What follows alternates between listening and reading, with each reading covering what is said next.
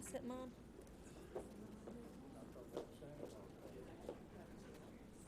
Mine was open. Yeah, I think. I got another one. I don't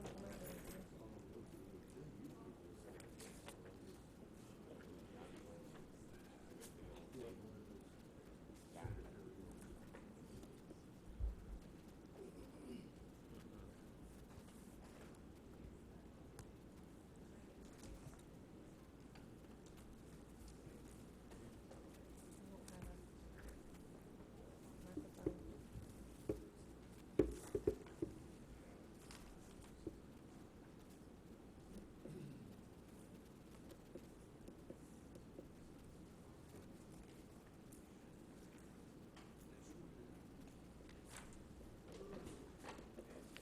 don't have a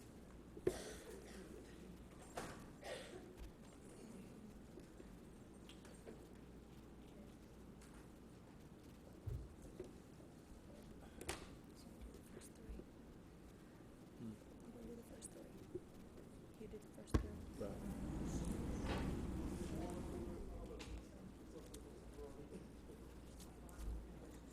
Mine was open. Ready? Okay. I would like to welcome everyone to the Henry County Zoning Board meeting of Thursday, May 14th, 2014. 2015, excuse me, May 14th, 2015. Some housekeeping items. This meeting is being televised live on Charter Channel 180 and AT&T U-verse Channel 99, and will rebroadcast every Thursday at 7 o'clock p.m. and is also available by video on demand at the county website. Now would be a good time to turn off your cell phones. If you wish to speak tonight, you'll need to fill out a public hearing speaking card. We're going to allot 10 minutes for those to speak in favor of the case and 10 minutes for those to speak in opposition of the case. This is a comment period, and there's no interaction between the board and those wishing to speak from the audience. For example, if 10 people wish to speak, they all speak and share the 10-minute slot and so on. You are to address the board and not the audience when you come to speak. We're also going to allow only 10 minutes for each applicant. So if the applicants come up, you'll be timed also for a 10-minute presentation. At this time, we will have Jim Richard to lead us in our pledge and invocation.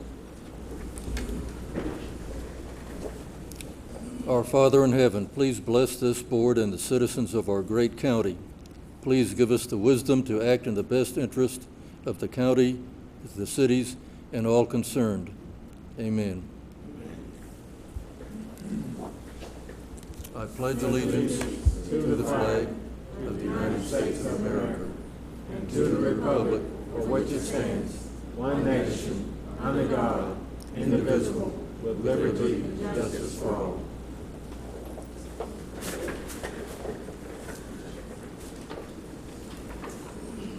This meeting is now called to order. Do I have a motion to approve the agenda? Make a motion to approve the agenda. Second. I have a motion and a second. Any discussion? All those in favor indicate by raising your hand. Motion carried. Do I have a motion to approve the minutes? I have a motion to approve the minutes. Second. A second. Any discussion?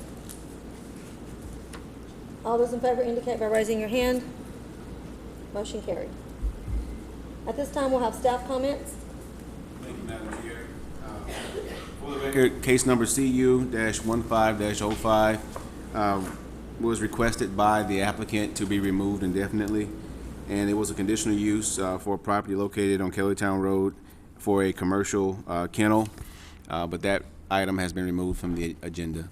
And a couple of housekeeping items. I would like to officially say welcome to two new planning and zoning staff members. To my immediate right, our new planning and zoning specialist, Miss Adrienne Center, and to my far right, our new planner one, Miss Josephine Medina. We are very excited to have them on board. They are doing an outstanding job, and they're fitting right in. So officially, I'd like to say welcome to you all. Thank you, Dr. Welcome aboard. Okay, at this time, we will hear the first case. Case number CU-15-03, Sherry Burns of McDonough, Georgia, requests a conditional use for property located at 1839 Kellytown Road in land lot 44 of the 11th District. The request is for a commercial kennel in the RA Residential Agricultural Zoning District, and it's in Commission District 4, and presented by Mr. Tyler McSwain. Madam Chair, a correction for the record, if I may, before Tyler begins. The conditional use that was removed, I apologize, it was for a conditional use for a event center, not a commercial kennel, and that property was located on Dorsey Road and not Kellytown. Go ahead, Tyler. Good evening, Lady Chairman and board members. All right, thank you. The applicant is requesting a conditional use to allow a commercial kennel for dog training purposes on a 3.367 give or take acre tract of land. The property is located at 1839 Kellytown Road, which is currently zoned RA, Residential Agricultural. The subject property consists of a single-family residence with approximately 300 feet of road frontage on Kellytown Road and 400 feet of road frontage on Airline Road. The property is surrounded by a mix of commercial and rural properties with the single-family dwellings. If the conditional use request is approved, this will grant the applicant a commercial use on a residentially zoned property. The future land use map designates the subject property for commercial use. And if you would give your attention to the projector, I shall display. This would be the subject property here, which would be considered as a corner lot on Kellytown Road in Airline.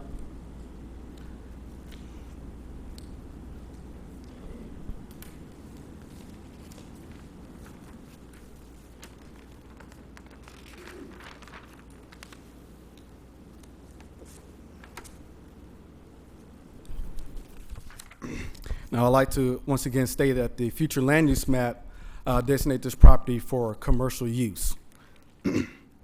It is the applicant's intention to provide professional obedience and nose work training for dogs of all shapes and sizes.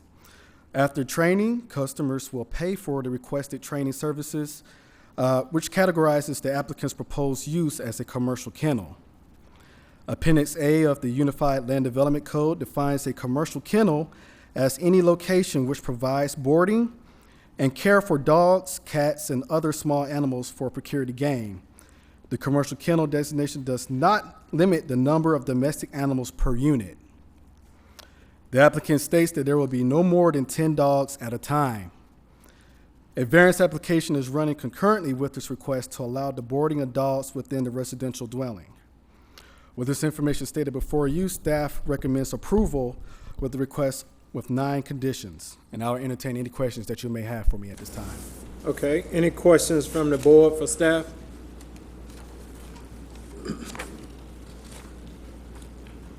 We have one. Could you read the, could you put up the 9 conditions, maybe up on the, Yes, Madam Chair.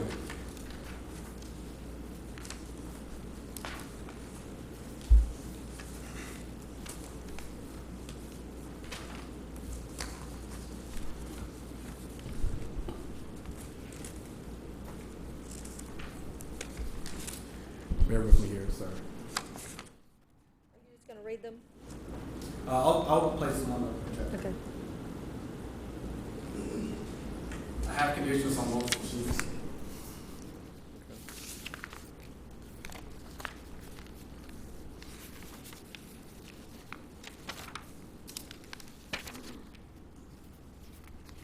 Okay.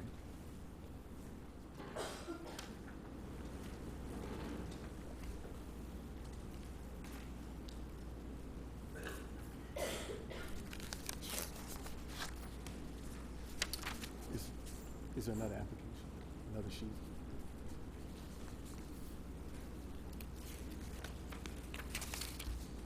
Can we come back? Oh, sorry, I got it here, sorry. It was underneath the sheet. All right.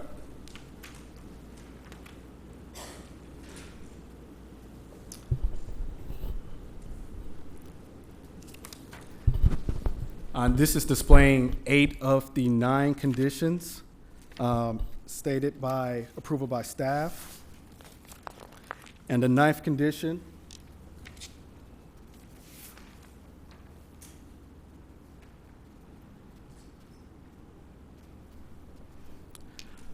I'm not sure if everybody can read that, but the 9th condition states our regular statement regarding that it should meet all county requirements of building, fire, and other county requirements. Okay. Okay, thank you. That was just for the audience to see without you having to read them. Okay.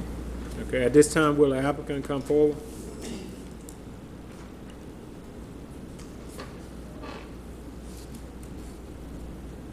Please state your name and address for the record, please. Good evening. My name is Sherry Burns. My address is 1839 Kellytown Road.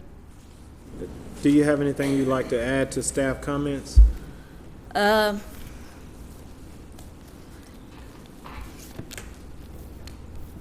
During our meeting a little while ago,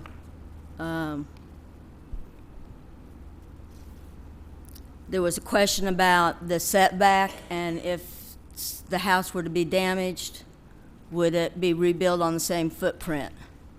And my understanding before I bought this house was because of the new setbacks, if 50% of the house or more was destroyed by fire or tornado or trees, I would have to build on a new footprint that meets the new setbacks.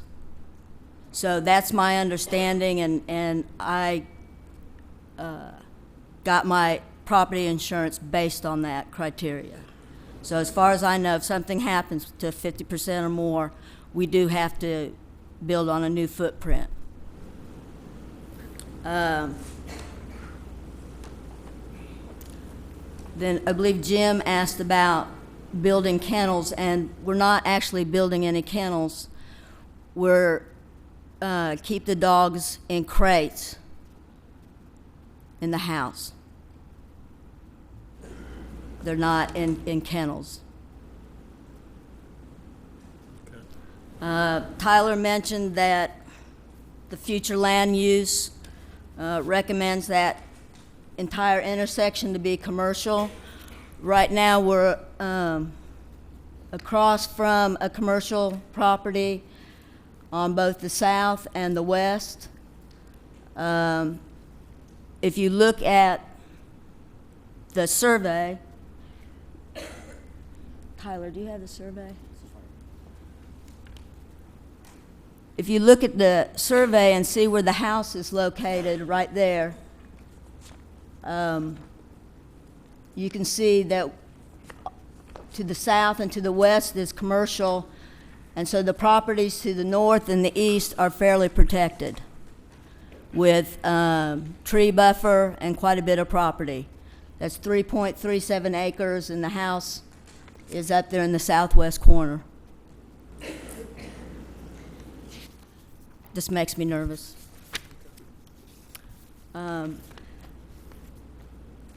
Tyler, did we get any complaints or comments regarding the property?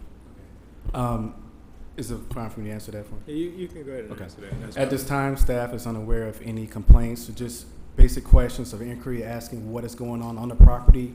Planning and zoning staff did receive a few letters of approval in regards to the use for a commercial kennel.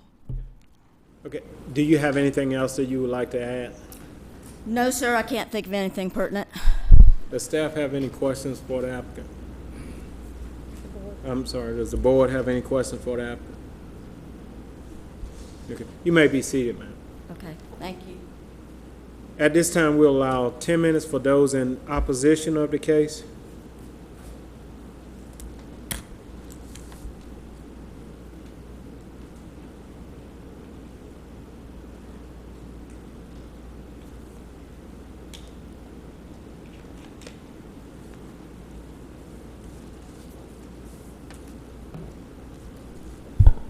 Good evening. evening. My name is Luz Lopez. I reside at 270 Riverbend Drive in McDonough, about 2 miles from the property in question. And I do oppose the request based on two concerns, both of them having to do with the fact that it is a commercial kennel. Whether or not a kennel will be built, it is being used as such. And so my two concerns are that property values will decrease and increased traffic will cause a problem at that intersection. Commercial kennel will generate lots of noise and unpleasant odors. According to Realtor Magazine and the Appraisal Institute, homeowners with annoying pets or unkept yards, unpleasant odors, loud music, dangerous trees or limbs, or poorly maintained exteriors, that's a quote, any of these attributes could decrease property values by as much as 10%. A commercial kennel would, in my opinion, fall under these two categories of annoying pets and unpleasant odors. For the most part, a kennel is considered a nuisance and it would lower our property values. The commercial kennel located within feet of a farmer's market will also decrease the appeal of the fruits and vegetables that are sold at the Kellytown Market. Lots of neighbors shop at this market. It provides locally grown produce at very reasonable prices close to home. By purchasing produce from Kellytown Market, neighbors are standing in support of the local economy versus generating revenue versus buying, from a local, from a national chain. I believe that having a commercial kennel right across the street would be a detriment to that market.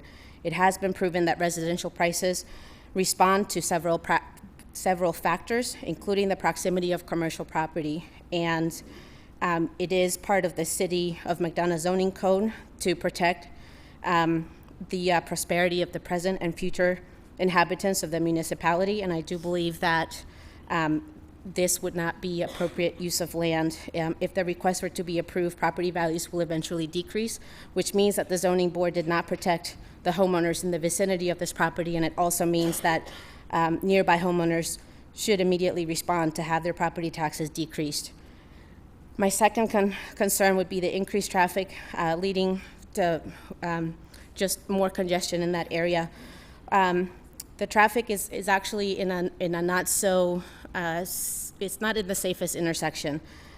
There's a four-way stop sign at this intersection, and it is slightly offset. And if you're heading, I believe, south on Airline Road towards East Lake Road, the street is pretty slanted at a pretty high angle. So this particular stretch of road is heavily trafficked. And in addition to that, Kellytown Park is planned just a few blocks down, basically on Kellytown Road. So it's just more traffic. It's just going to add problems, in my opinion. So thank you for taking the time. That's all I have. Thank you. Anyone else in opposition of this case?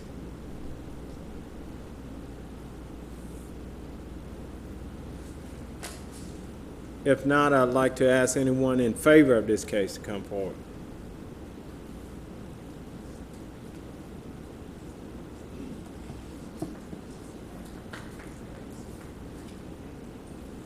Okay. Would anyone like to speak in favor of this case?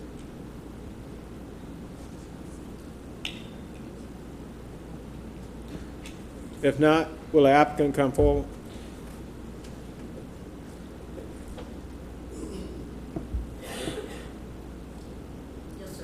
Okay. At this time, does the board have any additional questions for the applicant?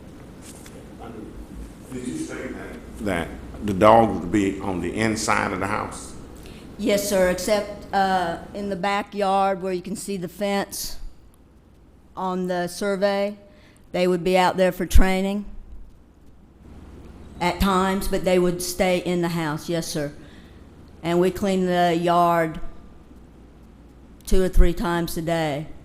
And we have to be inspected by the U.S. Department of Agriculture to make sure we're in cleanliness, compliance. And we're talking about a couple of cars a day on Kellytown. No more. Go ahead. I'd just like to ask, there's 10 dogs going to be on the inside of the house. What is, tell me how exactly, what is this setup, how 10 dogs in cages, first of all, tell me how that works. Well, there's 3 rooms we would use to put the dogs in crates. Crates are large metal containment devices for animals. And there'd be, I mean, if we had 10, there'd be approximately 3 per room. Okay. All right, thank you. Does that answer your question? Yes, that answers. Okay. Any additional questions? You may be seated, ma'am. Thank you. At this time, we'd like to call the case. Case number CU-15-03, Sherry Burns of McDonough, Georgia, requests a conditional use for property located at 1839 Kellytown Road and land lot 44 of the 11th District. The request is for a commercial kennel in the RA Residential Agricultural Zoning District, and the property is located in Commission District 4 and was presented by Mr. Tyler McSwain.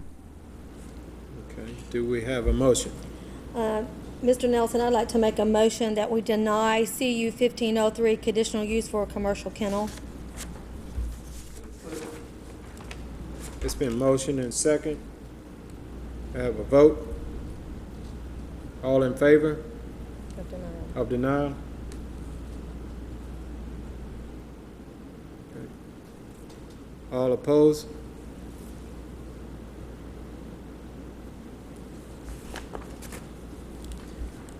You get the count, Dante? The motion on the floor to deny failed for lack of majority, Yes. and you can ask for another motion. Okay. Do I have another motion? I move to approve. Okay. It's been motioned to approve. Second. And second. Have a vote. All in favor?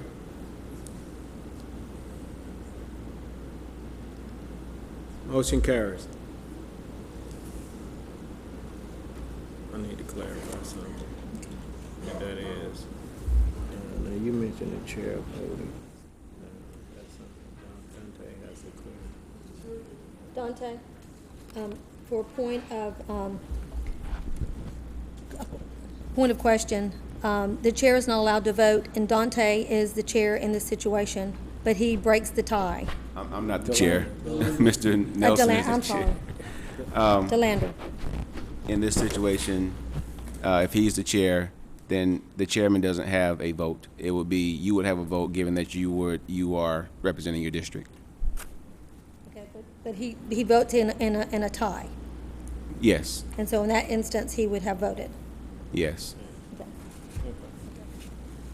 All right, the So the motion does carry. motion carries. The motion, the point of order was, did he vote in this instant to break the tie? And he voted to break the tie, because it was three against and 3-4. He's allowed to vote to break the tie. He did. Madam Chair, Yes. for clarity, the motion that was just unanimous in favor, could you clarify that what the motion approved? Is it approved with staff conditions, or is it? Could you do that, please, for the record? Who made the motion? Mr. Risher. The motion was to approve the conditional use for a commercial kennel at 1839 Kellytown Road, subject to the 9 conditions in the staff report.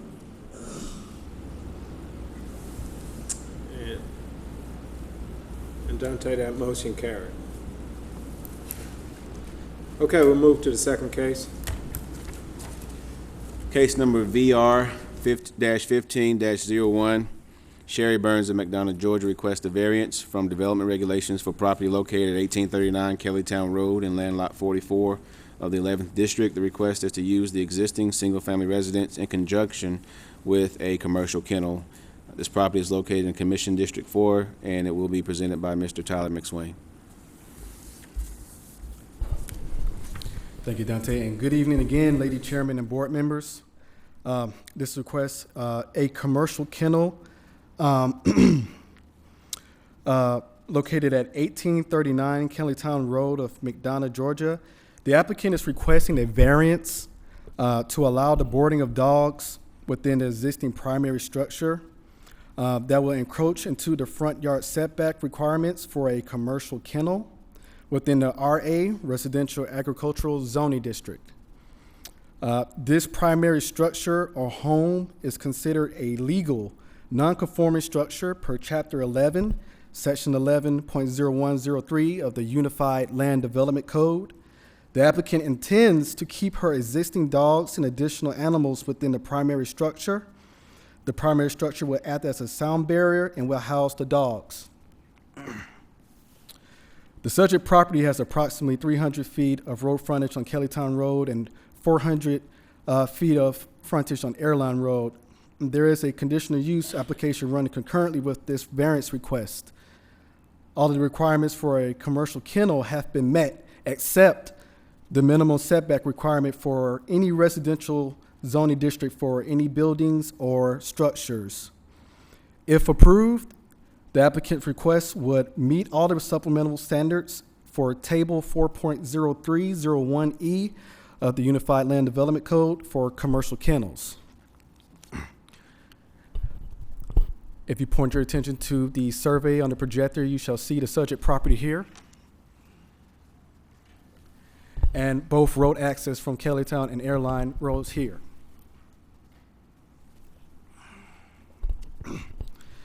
The variance being requested is to reduce the setback requirement for any residential zoning districts or a commercial kennel from 50 feet to 24 feet.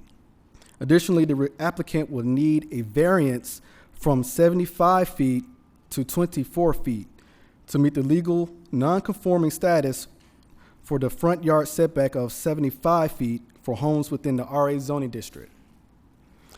The requested variance, if approved, will be in harmony with the purpose and intent of variances section of the Unified Land Development Code, thus completing all the development regulation requirements for a commercial kennel. A variance is to compensate for a dimensional standard in a real property, which will prevent the property from complying with the zoning development regulation. The requested variance should not impose impacts that would be injurious to the neighborhood or to the general public.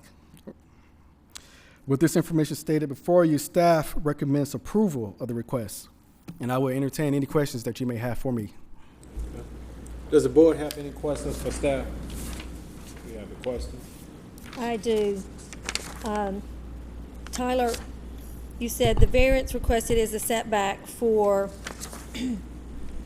from 50 feet to 24 feet. Then you said additionally, the applicant will need a variance of 75 down to 24 to meet the legal nonconforming status of the setback for 75 foot for the homes in a RA zoning district. So it's not just one setback, it's actually two setbacks. Is that correct? Yes, that's correct, for the frontage of the property. The subject property, if you look at the survey here, one setback requirement is just for to have the kennel, just to have the dogs within the home, the single-family dwelling. And the second request is for what's current in our code today for development standards within the RA zoning district, and that's where the other setback requirement is coming from, which would be the 75-foot for all RA zoning districts, zone properties. So we're taking from 75 now down to 24. That's correct. So will it be two approvals then coinciding? Well, coinciding for Right. one variance request, that's Okay. correct.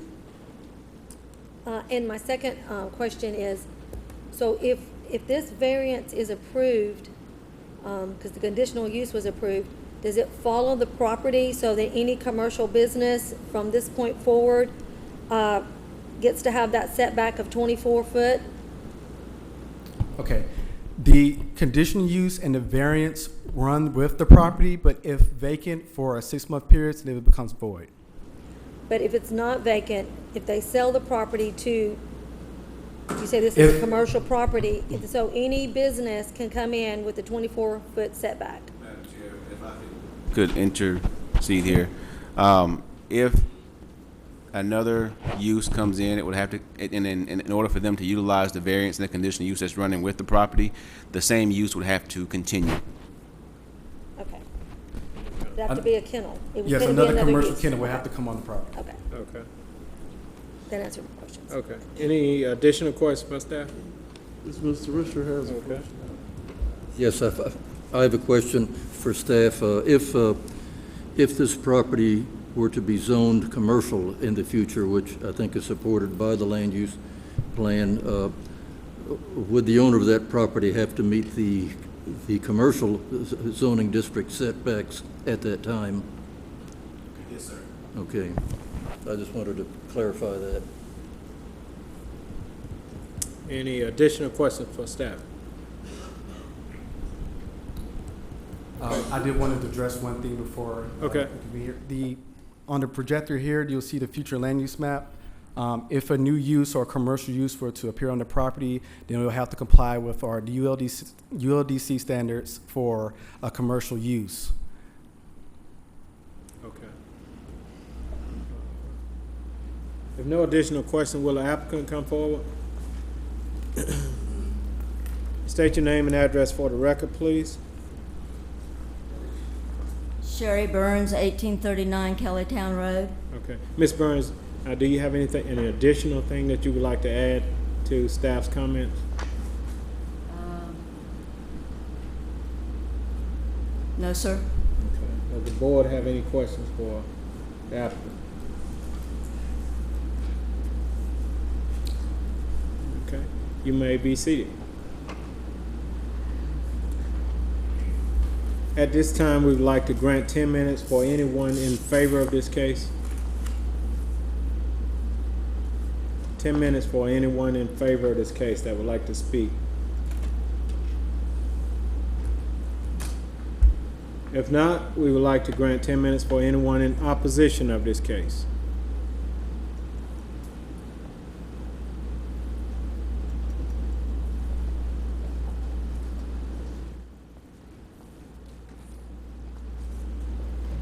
Again, Luz Lopez, 270 Riverbend Drive, McDonough, Georgia. Again, I oppose. You have my two reasons from before. In this case, the property in question, those four corners in questions, folks have been trying to commercialize those four corners since, if I went back through the archives, since at least 2008, when they made the south corner a C1 property. Neighbors have opposed it since then, and it's just opening the door to making sure that all four corners are commercialized. We've had enough commercialization in Henry County. It's a very, very quiet street and a very quiet neighborhood, so I urge you to deny it just simply because we don't need any more commercialization, at least in that part of Henry County. It's stuffy enough as it is, and we don't need it to start looking any stuffier. Thank you. Okay. Anyone else would like to speak in opposition of the case? If not, would the applicant come back, please?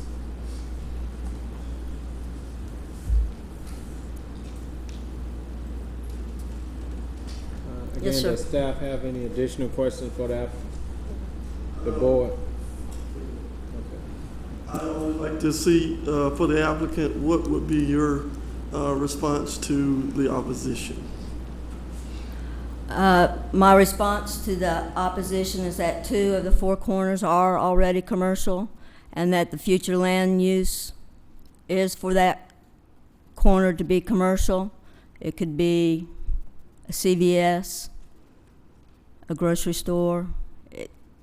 The county, from my understanding, when I spoke to planning and zoning over 2 years ago, was that the county's wish is to see that corner go commercial to provide neighborhood businesses.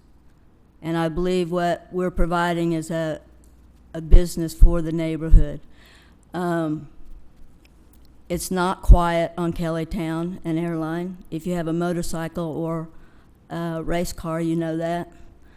I don't think we're going to be adding absolutely any more disruption than is already there. I mean, we have to, again, be approved by the Georgia Department of Agriculture and go by your criteria. Okay, we have an additional question. How long have you lived at this property? 2 years, a little over 2 years. And do you now have pets in your home? Ma'am? Do you now have pets in your home? Yes, ma'am. Do you board any dogs at Yes, the present ma'am. time? How many dogs do you board right now? The most we've ever done is 5. That's all. Okay. I have additional questions. At this point, you're requesting a variance. Has anything changed? Has the road size changed or anything changed that requires that variance on your part? That's a good question. The house was built in 1909. So the setbacks and variances, you know, obviously it was in code in 1909, if there was a code, I don't even know. So it's not something that we can control. That the house is where it is. And So it's in code as residential, but not as commercial? yes, sir. Okay. Yes, sir. And when you purchased the home 2 years ago, there has not been any additional construction or any change to the road? No, sir. Okay, that's all I have. Any additional questions? Okay, you may be seated, ma'am. Thank you. At this point, we'd like to call the case. Case number VR-15-01, Sherry Burns of McDonough, Georgia, requests a variance from development regulations for property located at 1839 Kellytown Road in land lot 44 of the 11th District. The request is to use the existing single-family residence in conjunction with the commercial kennel. The property is located in Commission District 4 and was presented by Mr. Tyler McSwain. Okay. Do we have a motion? I make a motion that we deny the variance request from development regulations for VR 1501. Okay. It's been motioned and second. All in favor?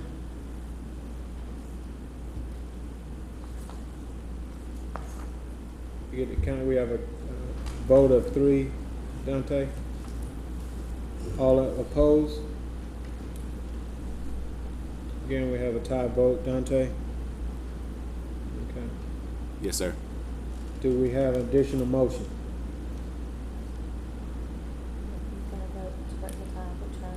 Well, I'm voting in denial of variance, Dante.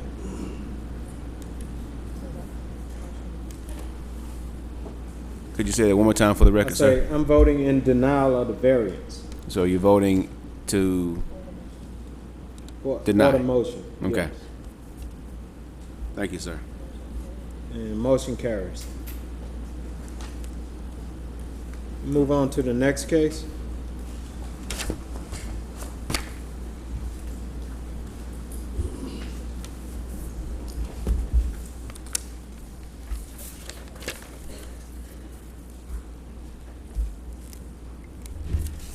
Case number VR-15-02, Realty Income Corporation of San Diego, California requests a variance from development regulations for property located at 925 West Highway 138 and land lot 55 of the 12th District. The request is to allow the development of a daycare center, and it is located in Commission District 5 and will be presented by Ms. Josephine Medina. The subject property is located in a corner lot in the intersection of Highway 138 West and North Mill Road. The request is a variance from development regulations to reduce the minimum lot area required for a daycare facility from 1 acre to 0.596 plus or minus acres. The subject property is zoned C2, general commercial.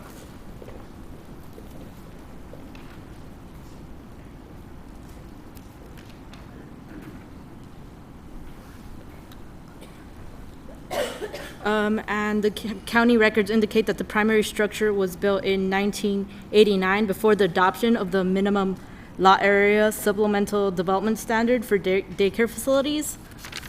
The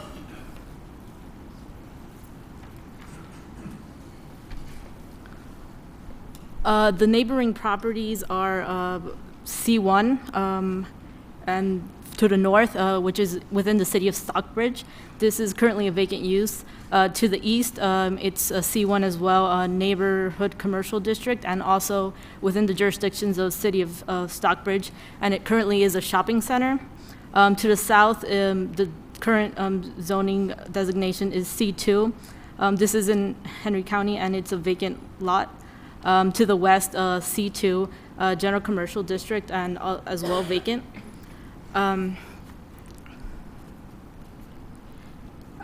Okay, so section 11.0101A of the ULDCD states that within the zoning district and overlay districts established by this ULDC or amendments there may be later adapted may exist lot structures or uses of land which were lawfully established before the ULDC was adapted, but which do not currently comply with the requirements set forth in this ULDC. It also states in section 11.01.04D, non-conforming use of a structure or structures and land in combination that is discontinued or abandoned for 6 consecutive months, except when government action impedes access to the premises, should not be resumed. The structures or structure and land in combination should not thereafter be used except in conformity with the regulations of the zoning district in which it is located. The property was vacant for more than 6 months. From that, so it lost its legal non-conforming standard. Another aspect that I wish to address is that the current property is 0.596 acres. As the applicant might further explain what this is, the owners granted 0.046 acres to the State Department DOT, and this would further its nonconformity. With those added 0.046 acres, the property would have been 0.642 acres and not its current 0.596 plus or minus acres that it is. The staff recommends denial based upon the fact that it does not meet the full 7 criteria that has to be met in order for a variance to be approved, according to section 11.02.03. For criteria 1, the staff did not find no extraordinary or exceptional conditions pertaining to the subject property due to its size, shape, or topography that are not applicable to other lands or structures in C2 general commercial zoning districts. The daycare facility was built in 1989 and set up with child-side fixtures and equipment. The daycare facility met the development regulations in place at the time. However, since the adoption of the minimum lot area supplemental standard for daycare facilities, the use of a child daycare center on the property became a legal non-conforming use, with the use of the property as a daycare being discontinued for more than 6 months, and it lost its legal non-conforming status. Okay, thank you. Do we have any questions from the board members to staff? Okay, at this time, we'll ask the applicant to please come forward, state your name and address for the record, and we will give you 10 minutes for your presentation. You don't have to take the whole 10 minutes, but that's all you get. Thank you, Madam Chair. Thank you, members of the Zoning Advisory Board. Thank you for allowing me to be here tonight to represent Realty Income Group. They are the owners of the subject property that we're talking about, and the simple statement about this request is that when they were previously zoned and built the daycare facility in a commercial zoning district, the minimum lot size was 10,000 square feet. The ordinance was then changed to require specifically for daycare facilities a 1 acre minimum, even though it's in a commercial area. And that changed from a non-minimum 1 acre to a 10,000 square foot to 1 acre minimum has caused the problem in a sense for the property owner. The property owner had leased the property out to Le Petit daycare facilities. They, about 2 years ago, a little over 2 years ago, they ceased their lease, terminated the lease. And from that point forward, the property owners have been actively marketing this property for any commercial use and daycare use. Through that period of time, we've gone through a great recession. We have seen, just look at our school systems. Our property taxes across the board have gone down during that period of time. The amount of income that we could bring in for our school systems, for our county employees, also went down. But that wasn't of any fault of the county. That wasn't really of any fault of any of the leadership or the Board of Education. That's just a function of a depressed economy. That's also, that same depressed economy has affected this particular piece of property, making it very difficult to release the property or to sell the property. So during that period of time, active marketing was done. The only people that were interested in the property were those that would go to the property, look at it, and once they realized that it was a daycare facility, and I'm going to show you pictures that depict this, they realized that the cost of renovating this facility was going to be financially infeasible to then lease or buy. And so they walked away from the deal. But we just recently, the property owners have found a buyer, not a buyer, a tenant. And Ms. Whately is here today. Ms. Tatum Whately is here today, and she'll tell you about her desire to lease the property for a daycare facility. And so she is already committed to lease the property. I believe has already signed a lease. And then when she went in to get her business license permit from the county is when this triggered the code issue. So she was not issued the business license because it did not conform with the 1 acre minimum. As a result, they came to me and asked me to move forward with a variance application so that you could consider whether or not this was a good use. And I want you to think about this just in a bigger picture. What we're talking about is a daycare facility for a building that is designed as a daycare facility. And that facility is there for what purpose? For taking care of our children. Children in this community, and located on 138 in close proximity to the intersection of I-75 and the Stockbridge 138 intersection, where parents, single moms, single dads, parents, families with two parents, have to go to work, commute into Atlanta, and drop their kids off. It's in a great location. It was in a successful location. Now that the market has turned around, we're seeing revitalized interest. But the only revitalized interest for these single moms and dads and moms and dads is in a daycare facility. And that's what this tenant wishes to utilize the property for. I sent a letter to staff, and I believe I sent a letter to each member of the board dated April 23, 2015. And I went through the analysis that the 7 conditions provide for. And I just wanted to show you some of what I think are extraordinary circumstances that justify the request.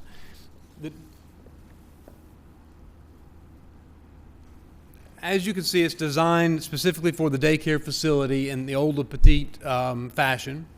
And on the property, there is a playground area already laid out that's there and in good, clean condition, ready to go. But to pave over that would increase impervious surface, would increase the stormwater runoff from the facility. That would trigger other regulations that may make this very difficult to reuse. Not to mention just the fact of removing all this equipment and paving over it would be an expense of itself. Because a daycare facility simply has parents dropping off children, they don't have a high parking lot requirement, but other office uses and commercial uses would. Also within the facility, it's built with these large glass windows looking into almost every room. And so you have that there, and that creates a problem, also a unique condition of the property.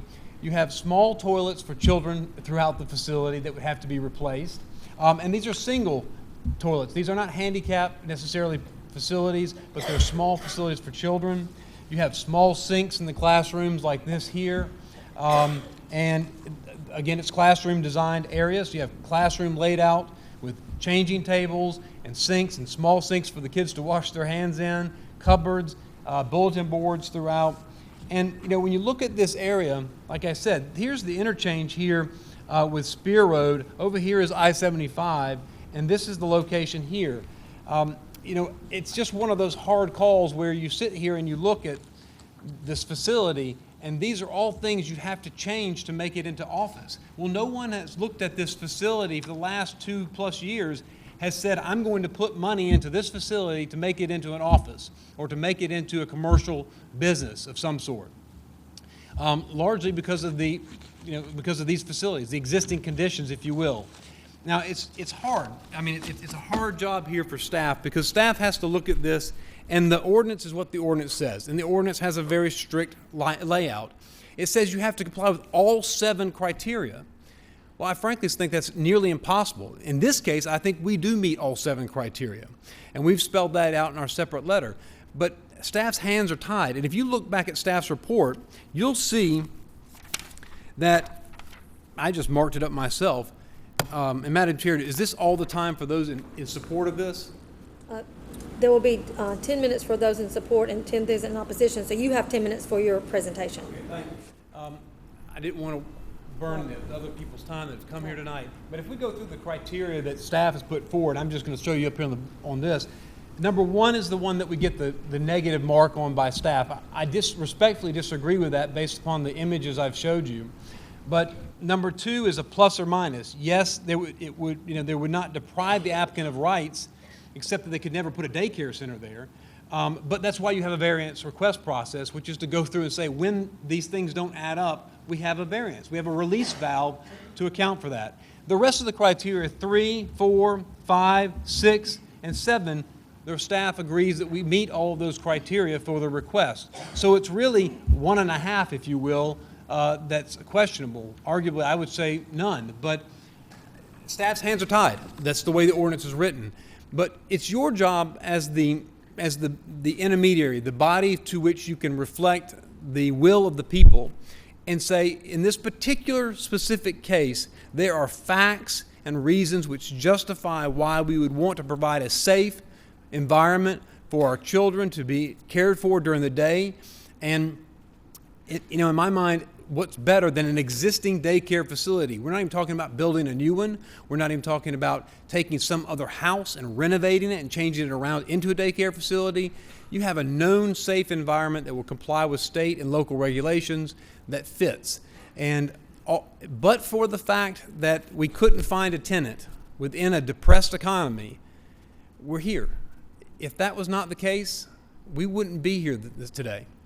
And I think it's been pointed out that, yes, there has been some government interaction, both in the amendment of the zoning ordinance to require the 1 acre minimum, and then in addition to it, there's been some taking of the property that has encroached upon the size of the lot already.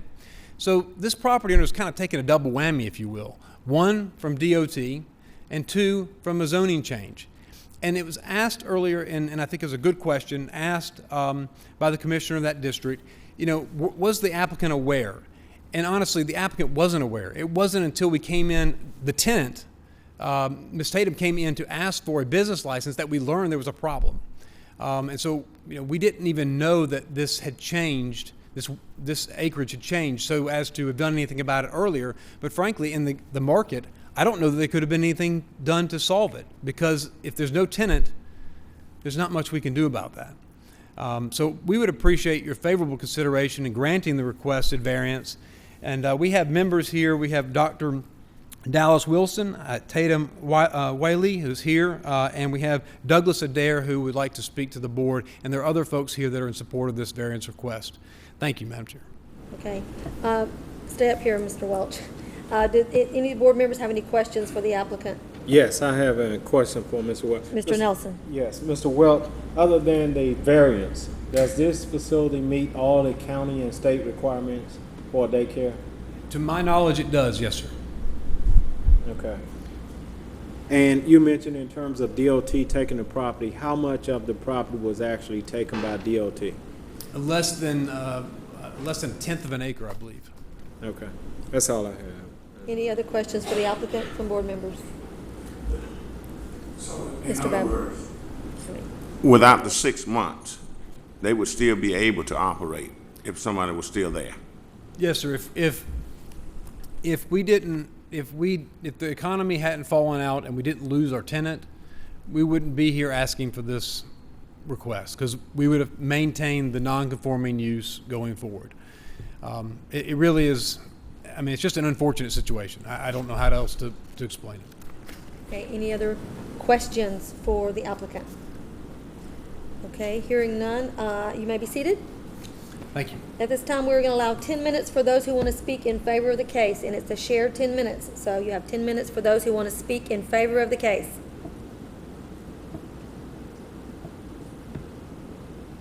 Please state your name and address for the record. I'm just here for moral support. It is one at a time, so when she gets done, someone else can come up. Yeah. My name is Tatum Whaley. Address is 7405 Ambassador Drive. That's in Riverdale, Georgia, 30296. I am here tonight because me, along with my business partner, Shalevria Davis, found the old La Petite online, and we inquired about it. After doing so, meeting with Mr. Doug Adair, the real estate agent for it, we were very much interested in the property. So much interested, we decided to invest all of our life savings into it. I'm a mother of 4 children, so for me, that's a lot. I cashed in on everything, and how it is set up. In order to get your license through Bright from the start, you have to have your room set up with the right amount of equipment. For example, if you want 10 kids in your room, you have to have 10 cots or cribs that they will use. You have to have the right amount of toys for the children to use. So if we do not get approved for this variance, we will have to find another facility. Either we would lose money by having to shell out more money, buying more equipment for the new building, or we would lose out on money seeing how we already bought the equipment for the current building that we have occupied. I do have pictures to show of the setup and all the work that we have done so far for the building, which is not even complete yet. These are our rooms, our classrooms that we have bought, if it comes up, that we have actually took the time out to set up and buy all the equipment for. We bought brand new rugs, brand new shelves, brand new cots for this particular building. Us, along with a lot of our friends, some of them that are here today in support of this variance, have actually took time out of our own lives to clean this building that was left in such a horrible condition. This building is actually located in a perfect area. It's located right by the highway, by 75 South.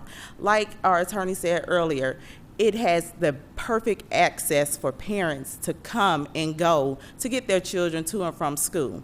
We are in a perfect location for schools to pick up after-school kids, before-school children as well.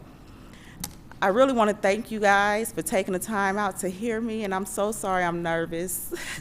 But I do thank you for your vote in favor of our variance. Thank you.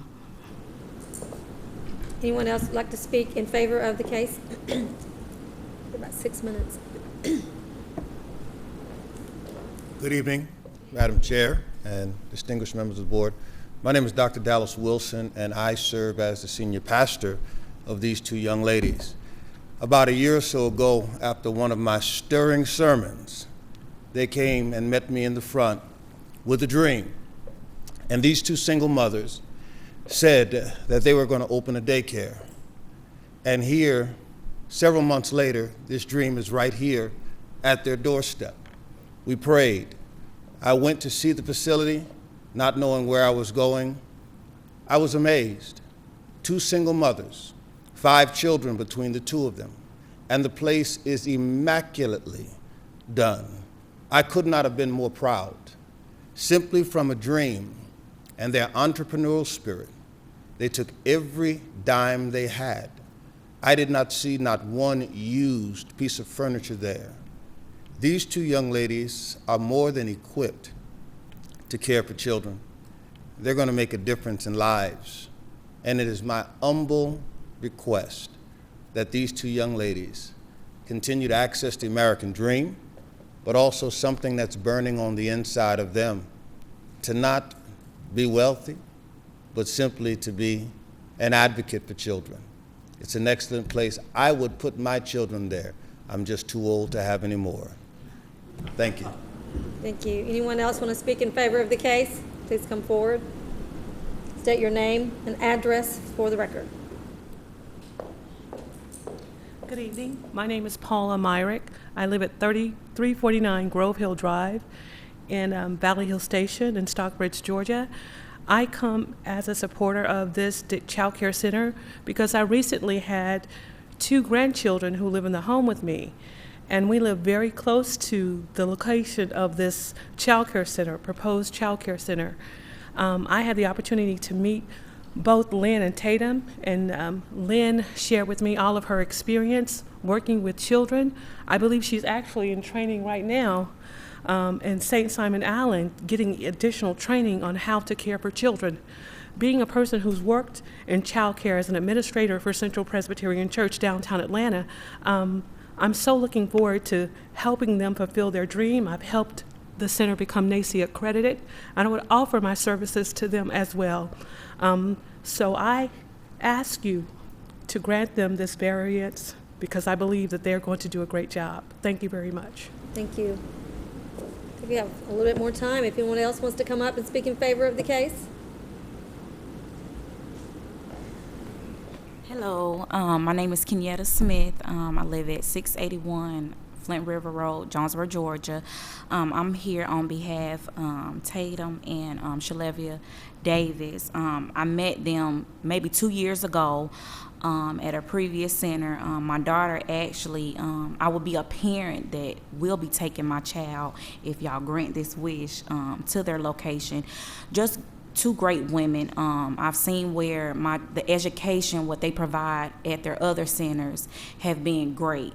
So I'm just here for support to just say I think it would be a great fit for parents in the area. It's straight to get on the expressway. I think it would be just a great fit for the atmosphere and just the community. Thank you. Thank you. Anyone else like to speak in favor of the case?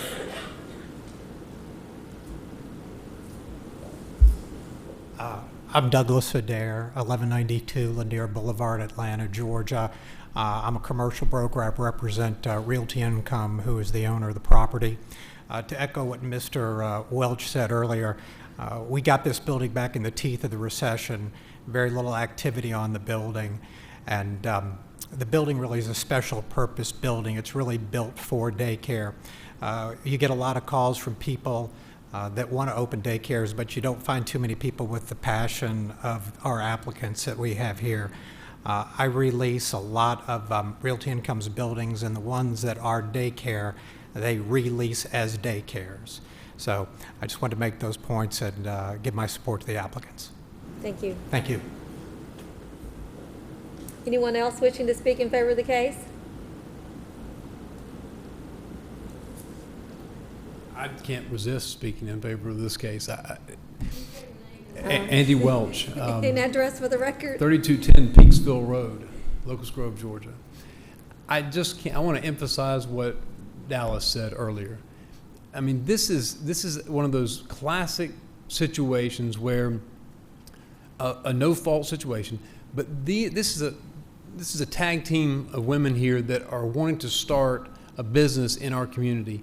And what we have is a barrier right here before you that you can strike down to allow them to start this business. And the barrier you're striking down only impacts one thing, a daycare. It impacts no other use. It has no long-term negative impacts for this property. You won't be scarring, you won't be creating a precedent that you can't deal with in the future. You won't create a use in an area that's not perfectly suited for that exact use.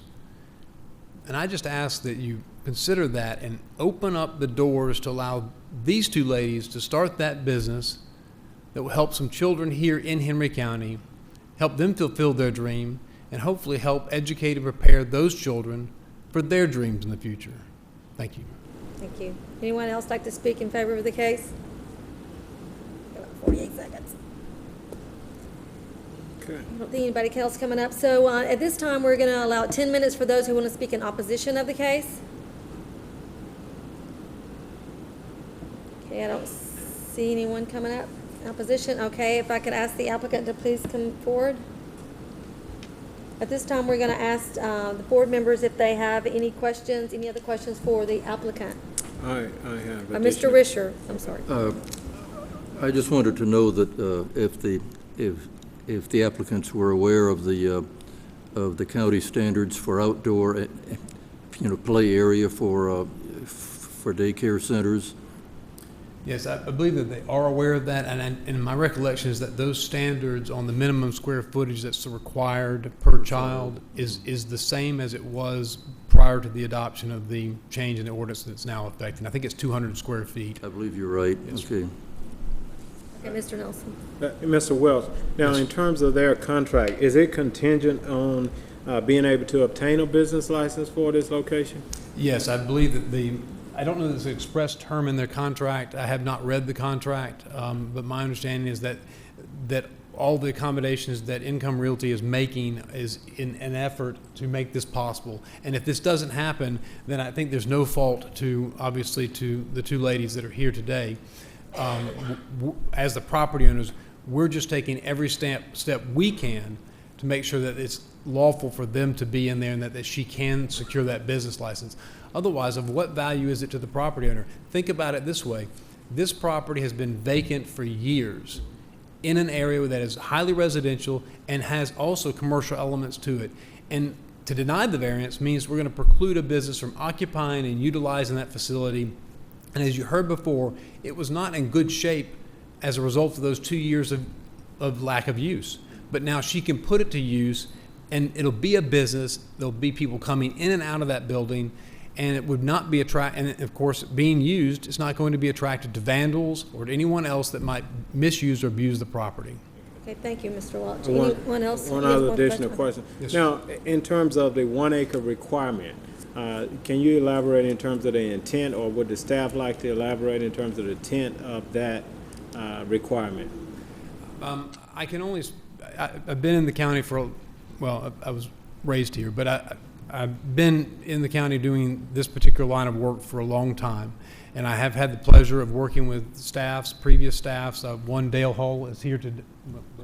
Dale's here today, and he was a previous planning director. Mr. Risher was a previous planning director. So I've had the experience of seeing this, and I don't know the specific intent with respect to this, but I can surmise that there was a lot of discussion on the amendment of the zoning ordinance previously where we had large assemblies. These were churches, places that needed large areas to accommodate large amount of parking, also to buffer off the assembly and the impacts the assembly may have on neighborhoods. And so my recollection is that there was a 1 acre minimum requirement for those large kind of assembly areas that was being contemplated, and I think inadvertently perhaps that this also rolled over.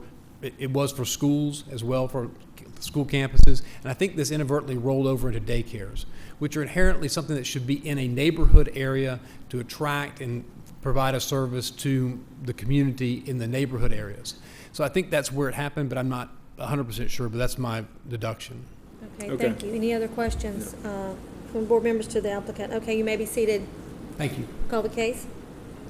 Case number VR-15-02, Realty Income Corporation of San Diego, California, request a variance from development regulations for property located at 925 West Highway 138 and land lot 55 of the 12th District. The request is to allow the development of a daycare center, and the property is located in Commission District 5 and was presented by Ms. Josephine Medina. Okay, do I have a motion for this case? I'd like to make a motion to approve based on the condition that the daycare meet all the current requirements for the county and state requirements. Okay, I have a motion. Do I have a second? Second. I have a second by Mr. Alexander. Any discussion? All those in favor indicating by raising your hand. Motion carried. All right, it's unanimous. Next case, please. Case number CU-15-06, Kathy and Philip Williams of Locust Grove, Georgia, request a conditional use for property located at 180 Locust Road in land lots 133 and 156 of the 2nd District. The request is for an event center in the RA Residential Agricultural Zoning District, and the property is located in Commission District 1 and will be presented by Mr. Tyler McSwain. Good evening, Tyler.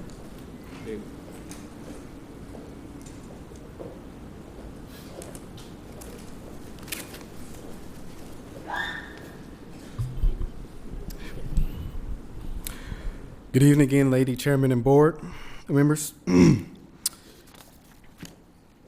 applicant is requesting a conditional use to allow an event facility within a barn on the subject property that is zoned RA, Residential Agricultural. The applicant is wishing to utilize the structure to host family events, but plans to convert the event facility into a commercial business at a later date. According to the submitted site plan, there is a primary dwelling unit near the northern end of the property. The 4,800 square foot proposed building is to be placed approximately 300 feet away from the primary building. On the projected screen, you'll see the zoning map that the property is zoned currently, RA Residential Agricultural, and on the lot size of a 44.936 acre tract of land.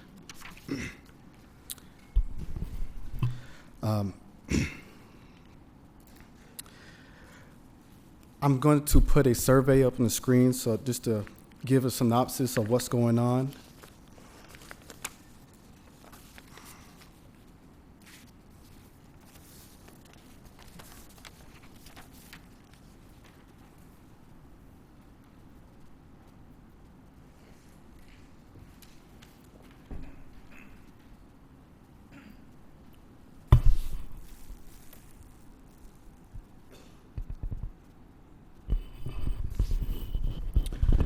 According to the survey that you'll see before you lies the subject property. According to the site plan, there is a projected area where they are trying to place the barn. This is a large tract of land that has water or pond reservation pond area, which is really ideal for event facility, for weddings and other facilities and things like that. The applicant wishes to host wedding events for family use. At a later date, the applicant may wish to utilize this use for a commercial business and will have to apply for a business license. With this information stated before you today, planning staff recommends approval of the applicant's request with 7 conditions.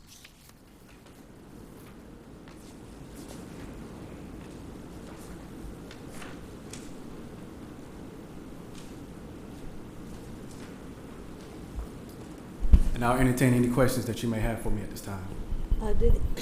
Excuse me, any board members have any questions for the staff at this time? Mr. Head. I am concerned. Say, rented for events, right? And there's I think a pond on the site. I'm concerned about the safety. Okay. If I may address some issues that may occur, well, my point is that at a later date, the building department and plan review, and they'll look at the any hazards, environmental compliance. We'll look at it to see if there's any hazards. When the plan comes, and actually they'll see for a permit for the building itself or the structure. So those issues will be addressed at that time of development. Any other questions? I have a question. So, I mean, there's also a creek that's running through the property right in the middle of it. And there is a 75-foot impervious setback. So, but it looks like that on this plan, the proposed building is in, you know, what's drawn here. I mean, I don't think they're stuck to that drawing. But I'm assuming they're aware of that setback. And it's kind of around the corner from the pond. But I guess they're going to build an additional road, maybe that leads up to, from the log house. I guess that's the dwelling. I guess I'm asking a lot of questions.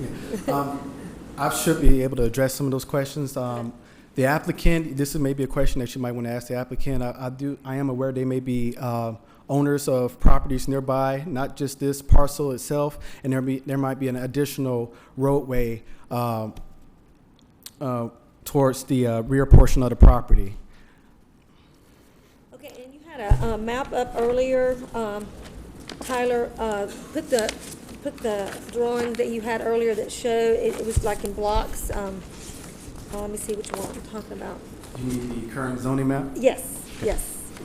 So it looks like, it's not in color, so the white, that's RA, so that's like farmland and things like that. There's houses, I'm assuming that's around that facility, around there. So if they put in an event center, is there a barrier there, a sound barrier with trees? I mean, I don't really see that. I would like to add that the subject property there's a lot of tree coverage throughout the property, which will serve as a natural tree buffer area. And it'd be like a sound barrier, okay. But are those residential lots there? I guess I'm concerned about, noise from a party or something like that for the residents that are already there. Noise, we can address that, and this is something that will be dealt with code enforcement. If a complaint is made, they'll come out there and address that properly according to the code. Okay, that's all I have.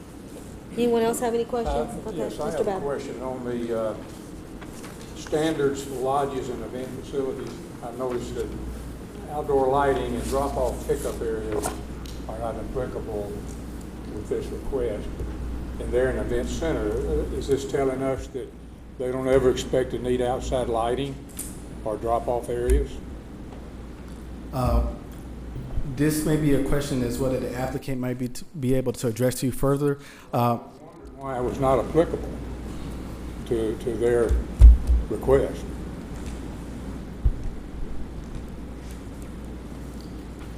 So he's saying it's in code, but you're saying, but then it says the standards met, yes, and then there it says it's not applicable. So he was wondering why it's not applicable. And then let me just ask you, just repeat that question one more time for me, I'm sorry. Yes, on the standards for lodges and event facilities on page 2. Okay. You've got outdoor lighting. They met the standards, the first 2 standards. The last 2 are not applicable. And my question is, why wouldn't they be applicable to this event center? I'd have to ask the applicant. Yes, at this time, staff is not aware of an actual rendering of the facility, and then we're not aware if any lights will be shown from the building or if there will be any exterior systems of sound or anything attached to the structure as well. But when the development portion of this request comes forward, then that's when that will be addressed as well. Okay, any other questions? ULDC regulations and standards are applicable, even if it's not a listed condition for the property. They still have to comply with the ULDC as a standard regulation. So is that a mistake that says it's not applicable? Unfortunately, that page is missing out of my book. So if it says not applicable, that is an error in that they would have to comply with section 403.27C, standards for lodges and event facilities. It's table 2.0, ULDC, standards for lodges and event facilities. Okay, so that would be, should say not met. Well, we don't have a building, so. Yes, right? ma'am. That is That's correct. correct. So maybe that's why it's not applicable, because there's no building, there's no lights or anything. And that's, once again, just stating that once the applicant comes up, that's a question that you might want to ask in regards to the renderings of what will all be involved in their activities on the site. And there's no road either, so how are you going to drop somebody off in the woods? And to the best of my understanding, there will be gravel parking and things like that. Won't be any paved parking at this moment. Mr. Risher. Well, he just answered the question about the, parking. I guess the county doesn't have any standard for paved parking for these types of facilities. Is that what you're saying? There are requirements for paved parking, but it is not required. Gravel parking would be acceptable if the applicant wishes that to be what they would like to do. If anything changes or if there's a request for anything like that, they can come and they will have to comply with our county ordinance and also with any DOT comments that we place upon that request as well. I think that, there's the potential for a lot of dust, for the surrounding for surrounding neighbors if there's a large event, but shouldn't we, as this board, have some idea of what this facility is going to look like, at least a rendering of what this, building would look like? I mean, all we see is this, little square, 60 by 80 square on this plat, and that doesn't really give us much information. Once again, there might be a question that you want to address to the applicant. We'll ask him in just a second. Okay. Let's make sure that everybody has asked the questions for staff at this time. Any other questions for staff? Jim, is that okay that we defer that to the Sure, applicant? that's fine. Okay. Anybody else have any? Okay. All right, if there's no more other questions, if we could get the applicant to please come forward. You'll have 10 minutes to present your case in addition to staff comments. Please state your name and address for the record. Phil Williams, 180 Locust Grove, Locust Road. This is my wife, Kathy. Longtime Henry County resident, moved here in 1958. Put my kids through Henry County schools. Love being here. The place I've built was basically cut over timber. I'm in the grading and landscaping business. I built a lake. I built a house. I've loved my property. We're having this barn built, and the one thing we wanted to do, that's why we're here tonight, we wanted to get it right. So instead of building the barn and then asking what did I do wrong, I'd rather come here tonight and get all the stuff squared away, so when we build this to code, facilities, and whatever. The question about the lake, it's a beautiful lake. It's going to be used in pictures for weddings. I have no problem putting a white picket fence around it or something for protection, but no problem. The way this is going to be set up, if you look at my property, all the houses in the residential area are up on front of the road. All the houses in the back are up on front of the road. So where I've got the big piece of property, there's still a big buffer on both sides of that. The way we're going to do this is where we come in, the activities will be held toward the creek, which means they will be a 5-6 acre buffer between that, the residents, plus their buffer. So the noise issue has already been addressed. It's being pointed in a direction to where it's going to be in the woods and creek. I already have roads all the way around this property. It's perfect for what we're going to be doing. I have plenty of room for all the parking. We've already had class reunions in the cabin. I've got a log cabin on the property.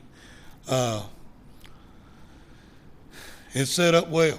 It's one of the few pieces in Henry County that is a big piece of property still. And we're looking to take care of our family and friends. And at a later date, if we can help supplement our retirement by having wedding events there, so forth, that's what we're trying to do. And like I say, it's a big piece of property, a lot of room. Just beats planting corn. Okay.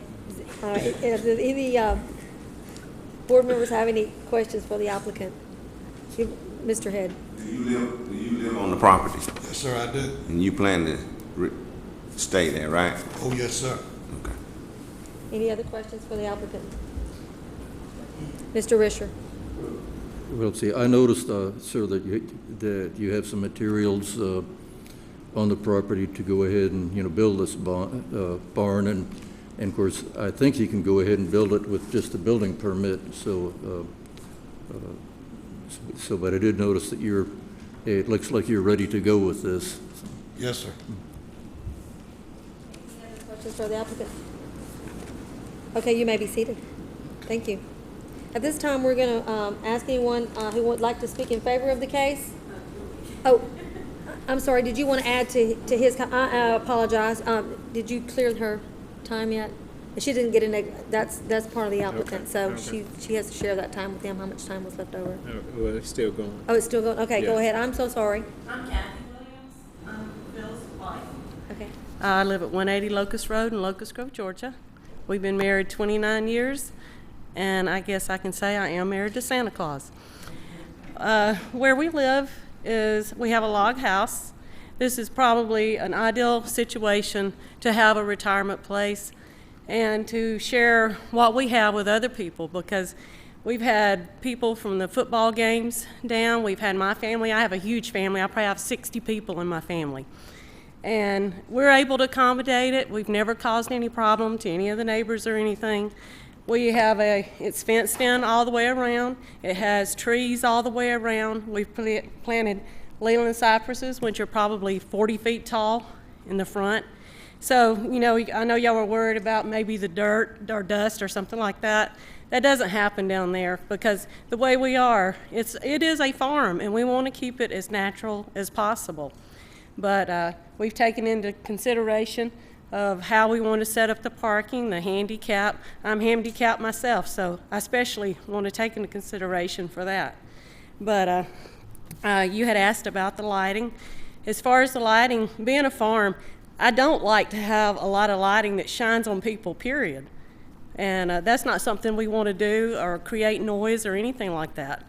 We want to have it where everything's safe, but not to interfere with anybody's life at all. And a couple of other questions that you'd asked was the fence around the pond or whatever. Like I said, our whole property is fenced in, but as we do this, you know, we will accommodate and make sure that everything's always safe. But I don't know if you have any more questions or whatever, but I'll be glad to answer them. And I appreciate y'all taking the time to do this, but, you know, we're getting on up in years, and it's a perfect retirement thing, and it's a chance to share with everybody what we have. Because like he said, there's not many big places of property, and, you know, you're more than welcome. It's like going to the mountains as far as getting out in the woods and things like that. You have 3 more minutes if you want to elaborate. Yeah. But my, like I said, I do Christmas for my family, and everybody wants to have Christmas at my house, and this gives us a chance to be able to do that and accommodate everybody. Like I said, there's probably about 60 just in my family, and everybody's getting to the age now where they're getting married, and there's like, well, why don't we do something there at your house? And it's like, okay, you know, that really is a good idea. But that's why we want to start it out like that and see how it is and work with it. And like I said, we want everybody to come and see our house. I mean, y'all are more than welcome to come and see it, because it's fun. Thank you. But like I said, if we have any problems or whatever, I don't anticipate it, but it will be addressed. Any board members have any questions for the applicant? I would like to ask a question. As you've been in the county so long, surely, what have the conversations with your neighbors been like? Pardon? What have the conversations with your neighbors been like? Well, I've had actually several of them come over, and they're really excited about it, because really in Henry County, there's not a whole places to go out and have something outside that is really nice and open. But everybody comes over to our place. They want to see what it's going on, what's, you know, happening, and just walk out there. And you really don't know how much land we have until you're on it, because you see the front of it, but you don't know it until you're in there. Any other questions for the applicant? Okay, you may be seated. Thank you, ma'am. Mm-hmm. This time we're going to call those who want to speak in favor of the case.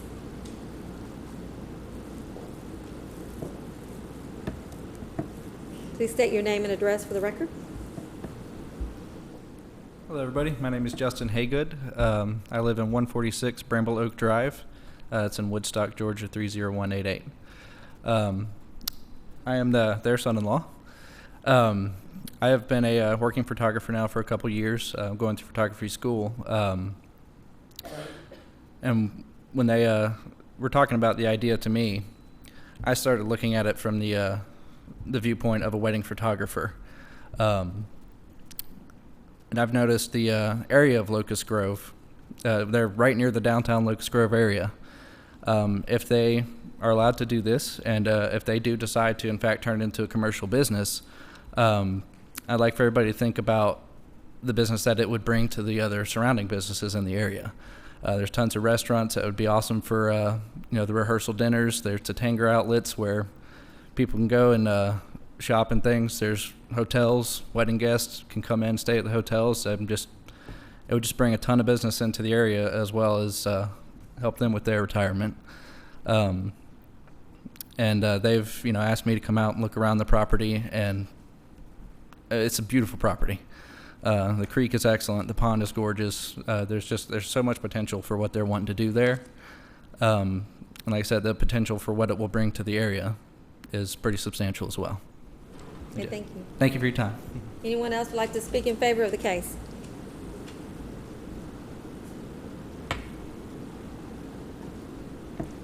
Okay, I don't see anyone coming up. So at this time, we'll ask for anyone that would like to speak in opposition of the case. Okay, I don't see anyone coming up. So if the applicant would please come back up. At this time, we'll ask the board members if they have any additional questions they need to ask you before we have you be seated again. Mr. Risher. I just wanted to know if you all were aware of the 8 conditions that the staff had recommended. Yes, the 8 conditions. Oh, yes, sir. Yes. Thank you. No further questions. You may be seated. Thank you, ma'am. Will you call the case, please? Case number CU-15-06, Kathy and Philip Williams of Locust Grove, Georgia, requests a conditional use for property located at 180 Locust Road in land lots 133 and 156 of the 2nd District. The request is for an event center in the RA, Residential Agricultural Zoning District, and the property is located in Commission District 1 and was presented by Mr. Tyler McSwain. Hear a motion for this case? Madam Chairman, I'd like to make a motion to approve it upon the 7 conditions that staff recommend. We have a motion by Mr. Head. Do we have a second? Second. I have a second by Mr. Risher. Any discussion? All those in favor indicating by raising your hand. Motion carried. Next case. Case number VR-15-03, Sunrise Builders Incorporated of Jonesboro, Georgia, requests a variance from development regulations for property located on the east side of Brandon Road in land lots 3 and 4 of the 7th District. The request is to allow the development of large single-family residences, and the property is located in Commission District 4 and will be presented by Mr. Stacy Jordan.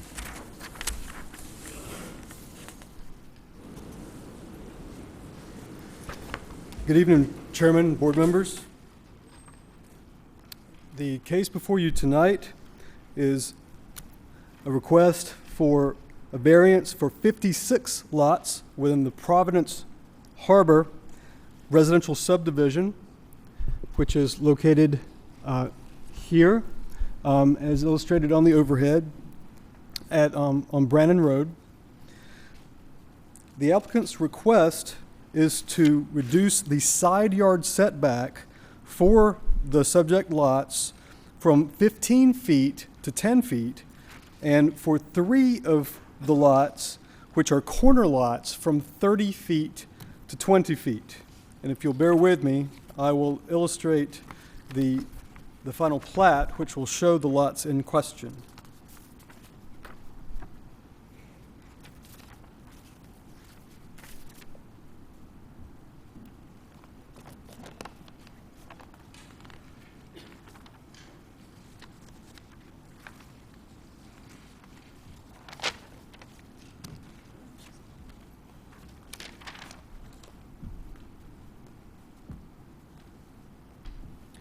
And this is the exhibit that you have in your exhibit books.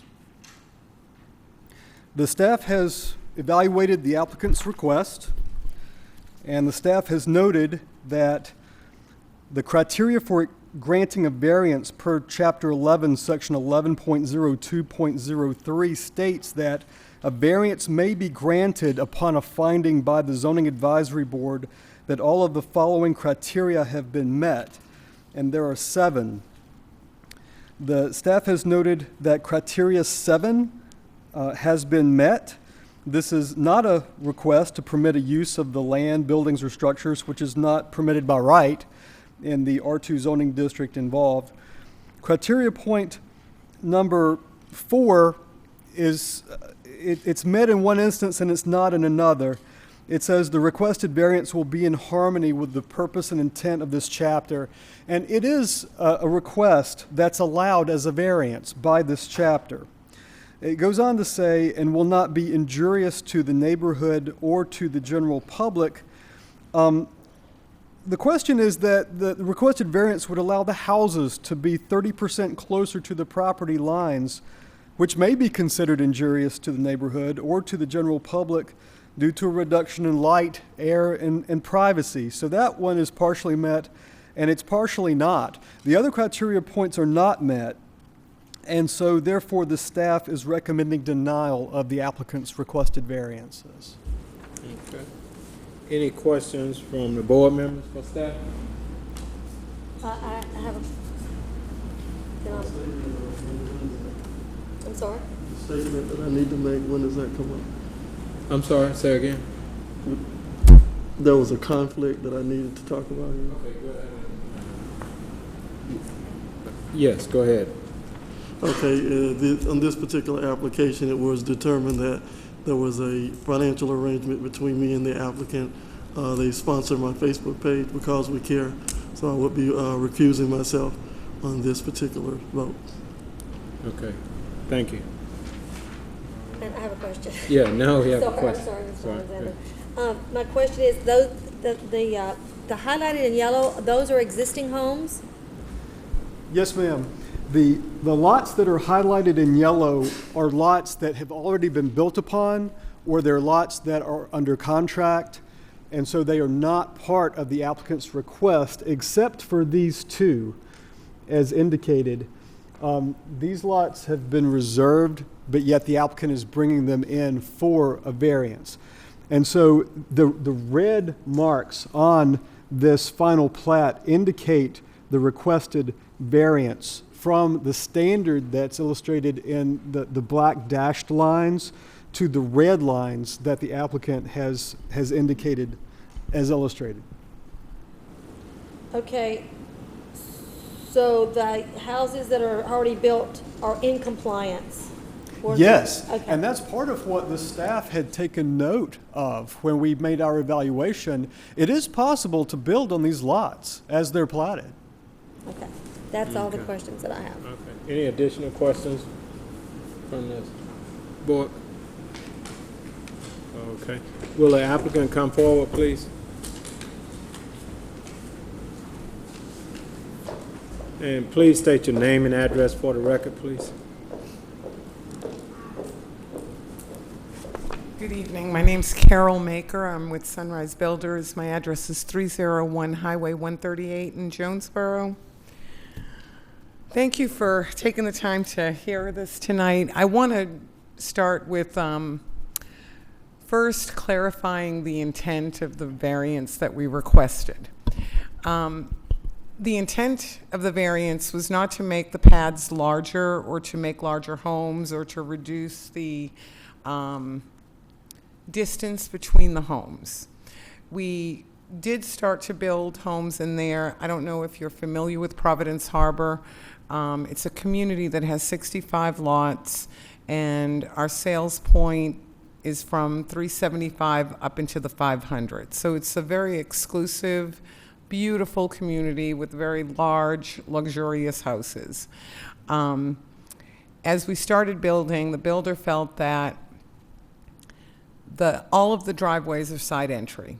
So he felt that if we could get a 5-foot more leeway or 10-foot for the turnaround, it would be beneficial, leaving the homes the same size.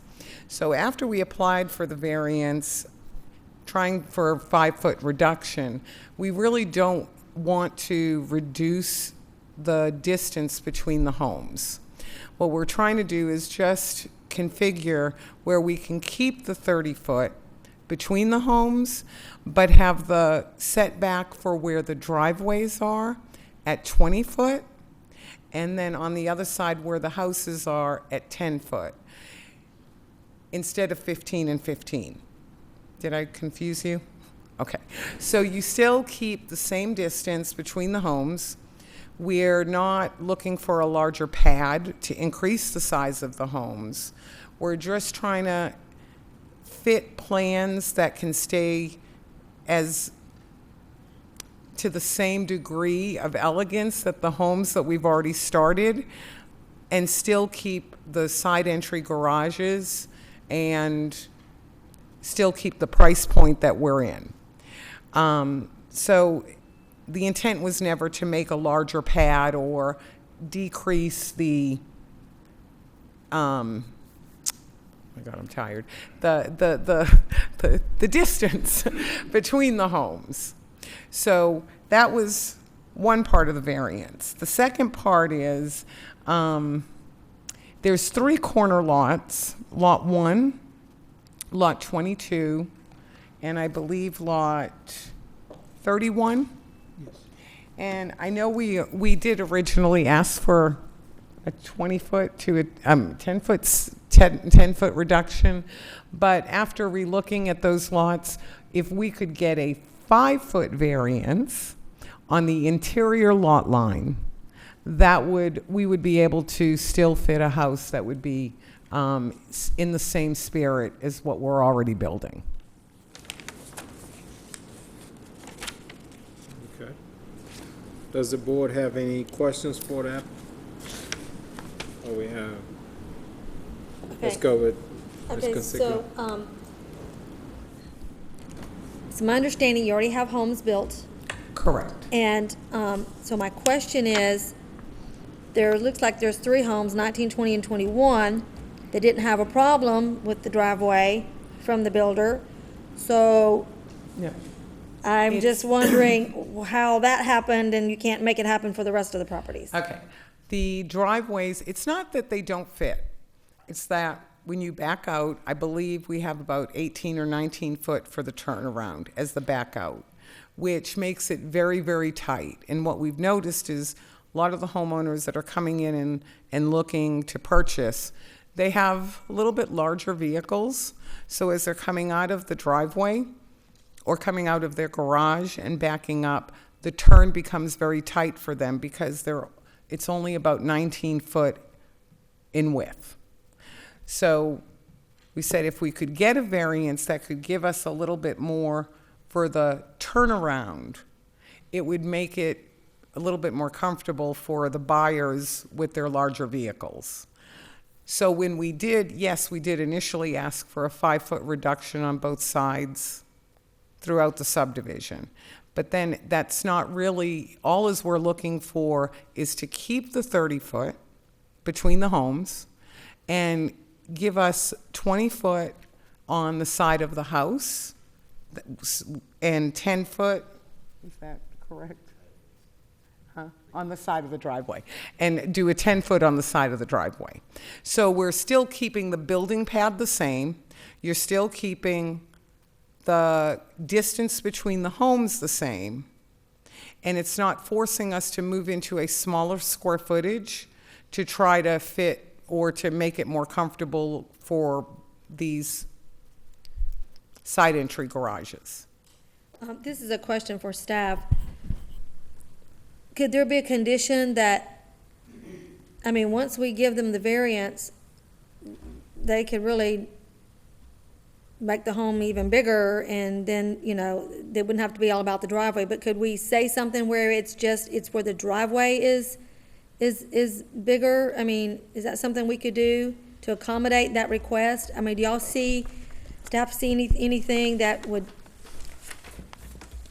You certainly could I'm sorry. specify that. That's absolutely something that the board could do. However, in the past, we've had an issue where there was a lot left in the subdivision, and there had been a zoning condition to state not simply that there would be a setback, but rather that there would be a certain distance between the houses. And so the lot on either side of this one lot, they took that space. And so the remaining lot had to have a house that was very narrow, and that created a problem. And so whereas the board could impose that stipulation, it may not be the most wise thing to do. Okay, that's why I'm asking the question. Okay. Well, this is an awful lot of, variances. I don't think I've seen so many requests in one subdivision ever, but would it not be simpler if you maybe just, give up a few lots if you had to and replat the subdivision where it would meet what you want with the driveways, but still, meet our side yard requirements? To me, that would seem much more simpler, and you could work that with the staff rather than come before us and ask for so many of these variances. That's an idea, but right now, all as we're trying to do is the homes that are being built in this subdivision are from 3,900 square feet up through 5,500. They are four-sided brick. They are luxurious homes. They sell $400,000 and upwards. So we've looked at a lot of avenues that we could have taken, making the footprint smaller. It just, for the market that we're in, we need to keep the footprint at where we are. It's very difficult to find plans that has a wow factor or that has the luxurious factor that you walk into as if when you walk into these homes. So the request, like I said, it isn't to change the spirit of the subdivision. It's truly to try to work with the county to say, yes, we want to keep this distance, but we also would like to keep the side entry garages to keep the value to where they're at right now and hold the value of the subdivision. And if we could do it in a way that we still keep the 30-foot, then we don't have to go through the replatting process. Well, I think that the replatting process probably would be, much shorter than, and I think our staff could work very well with you. But I mean, this is far more variances in a subdivision that I have ever seen in over 30 years in this business. Okay, this is Mr. Amarkhani Mahmood. He's the builder, and I'm. Good evening. I guess. At this time, it's the board is asking questions of the applicant. Okay, so if you are finished, then we'll ask for comment period at that time, unless he's part of the applicant. Okay, so you can come up, and then what's going to happen is the board's going to ask you a question, if that's okay. All right, so come on up. Okay, so does any board members have any other questions for the applicant? I just have the same question, if he wants to answer it. Why couldn't you just work with the county staff and replat the subdivision? Perhaps you might have to give up a few lots, but then you could continue to meet our side yard setback requirements. To replat the subdivision, we have to meet a new condition for zonings, and if I'm not mistaken, okay, so it would be a little bit difficult, but we're not really asking for a bigger lot. We are not asking to increase the building pad. Right now we have 15 foot on each side. The lot is 100 foot wide, and I have 15 foot on the right side, 15 foot on the left side, so I have a 70 foot pad on width I can build inside of it. And what I'm asking for is I want to maintain, which if you look at two lots next to each other, I have 15 foot on this side, 15 foot on that lot. So it's a 30-foot separation between the two houses. And I want to keep this 30-foot separation. I don't want a bigger pad. I just want to be able to have if I have my driveway on this side I want to increase it from 15 foot to 20 foot. The other side, it would be from 15 foot to 10 foot, which the house next to it will be the 20 foot. So I maintained my 30-foot separation between the two houses. I'm not looking for a bigger pad to put a bigger house. I'll keep the same pad and my house is fit inside of it. So I have a question. Maybe you can answer just yes or no. Sure. So are you willing to have a bigger lot to accommodate the driveways that you're asking for? No, Okay, you answered my question. but can I explain why? I don't need an explanation, but thank you. Does the board have any additional questions for that? Okay, you may be seated, sir. Thank you. Oh, ma'am. And at this time, we'd like to open it up for anyone that would like to speak in favor of this case. Anyone that would like to speak in favor of this case? Okay. We would like to call forward anyone that would like to speak in opposition of this case. You can come forward, sir, if you would like to speak in opposition. You have 10 minutes. State your name and address for the record, please. My name's Walt Farmer. I live at 385 Wildwood Drive, which is adjacent to the property. My property is adjacent to 5 of the lots. I'm not really so sure that I'm opposed to the variance. I really don't understand what the variance is asking. And the reason that concerns me is that the original resolutions that were approved for this zoning, for that subdivision zoning, there were 11 conditions to the zoning. And I have copies of them here, I'm sure you do too. There's, condition number 10 says there shall be an undisturbed buffer of 30 feet on all 4 sides of the property. This buffer shall not prohibit vehicular access to Browning Road. I'm not sure if the variance impacts that 30 feet, but my concern is the 30 feet to the rear of the lots in that top right sketch. My property is to the right of their property. Is that variance going to impact that 30-foot buffer that is there now? I would question that.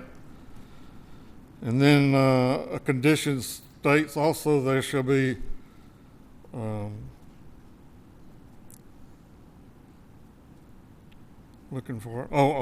condition 6, there's to be a 6-foot tall fence around the property of the subdivision.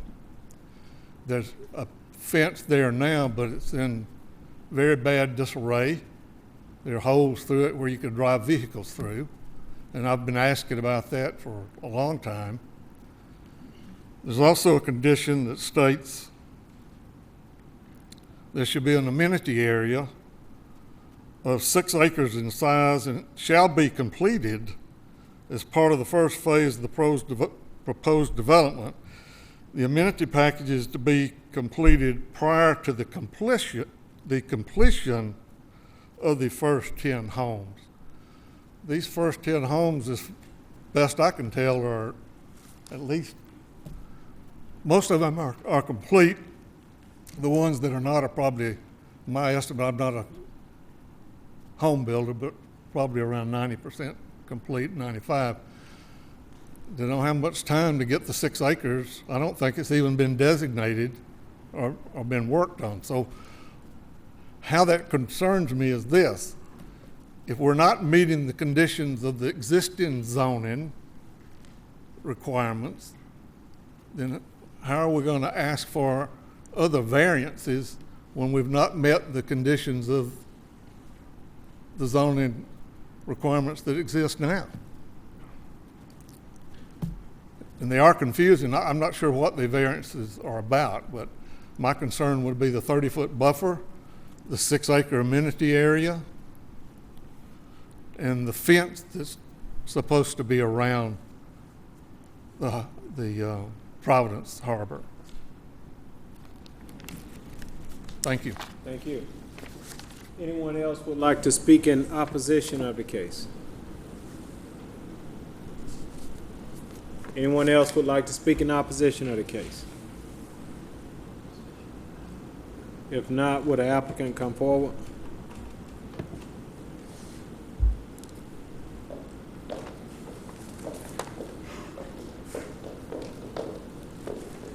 Okay, does the board have any further questions for the applicant? Any board members have any further questions for the applicant? Okay, you can be seated. Thank you. At this time, we'd like to call the case. Case number VR-15-03, Sunrise Builders Incorporated of Jonesboro, Georgia, requests a variance from development regulations for property located on the east side of Brandon Road in land lots 3 and 4 of the 7th District. The request is to allow the development of large single-family residences, and the property is located in Commission District 4 and was presented by Mr. Stacy Jordan. Do we have a motion? I am in agreement with staff's recommendation to deny the requested variances from development regulations to reduce the minimum side yard setback requirement from 15 feet to 10 feet for VR 1503. We have a motion and a second. All in favor? Motion carries. Next case, please.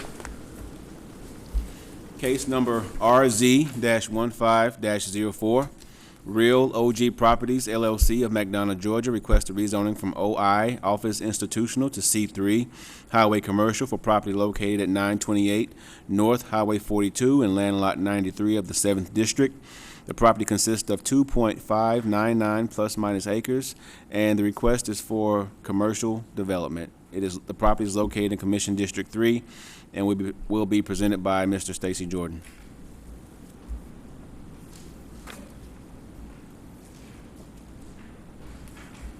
Good evening again, Chairman, board members. The case before you tonight is for a piece of property located at 928 Highway 42 North. The property is currently zoned OI. The applicant is requesting a rezoning to C3 for the purpose of allowing a contracting business, as well as to allow the sale of metal storage buildings. In addition, the applicant would like to be able to pursue other interests in the future, so this request also encompasses future commercial development.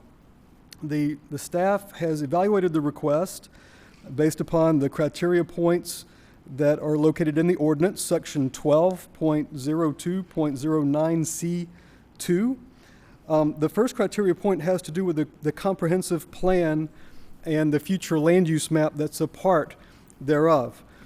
The designation for the subject property on the future land use map is low-density residential, and the applicant's request for C3 does not conform to that designation, but there is an associated case which will be heard. The applicant is requesting to amend the future land use map to change the designation from low-density residential to commercial, and the staff has noted that the current zoning of the subject property of OI also does not conform with the land use map designation of low-density residential, and neither does the neighboring properties around the subject property. The staff has noted that the character of the area is transitional, and what I mean by that is that several of the properties in the vicinity of the subject property are already zoned non-residential. In many cases, they have not yet been developed.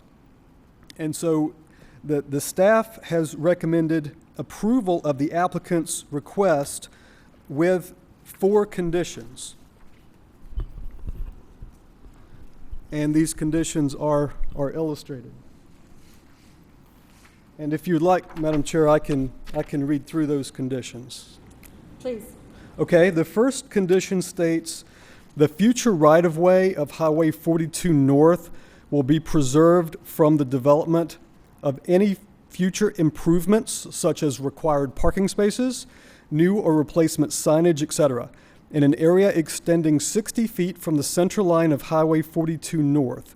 Any future development will be bound by a front setback beginning at the future right-of-way line.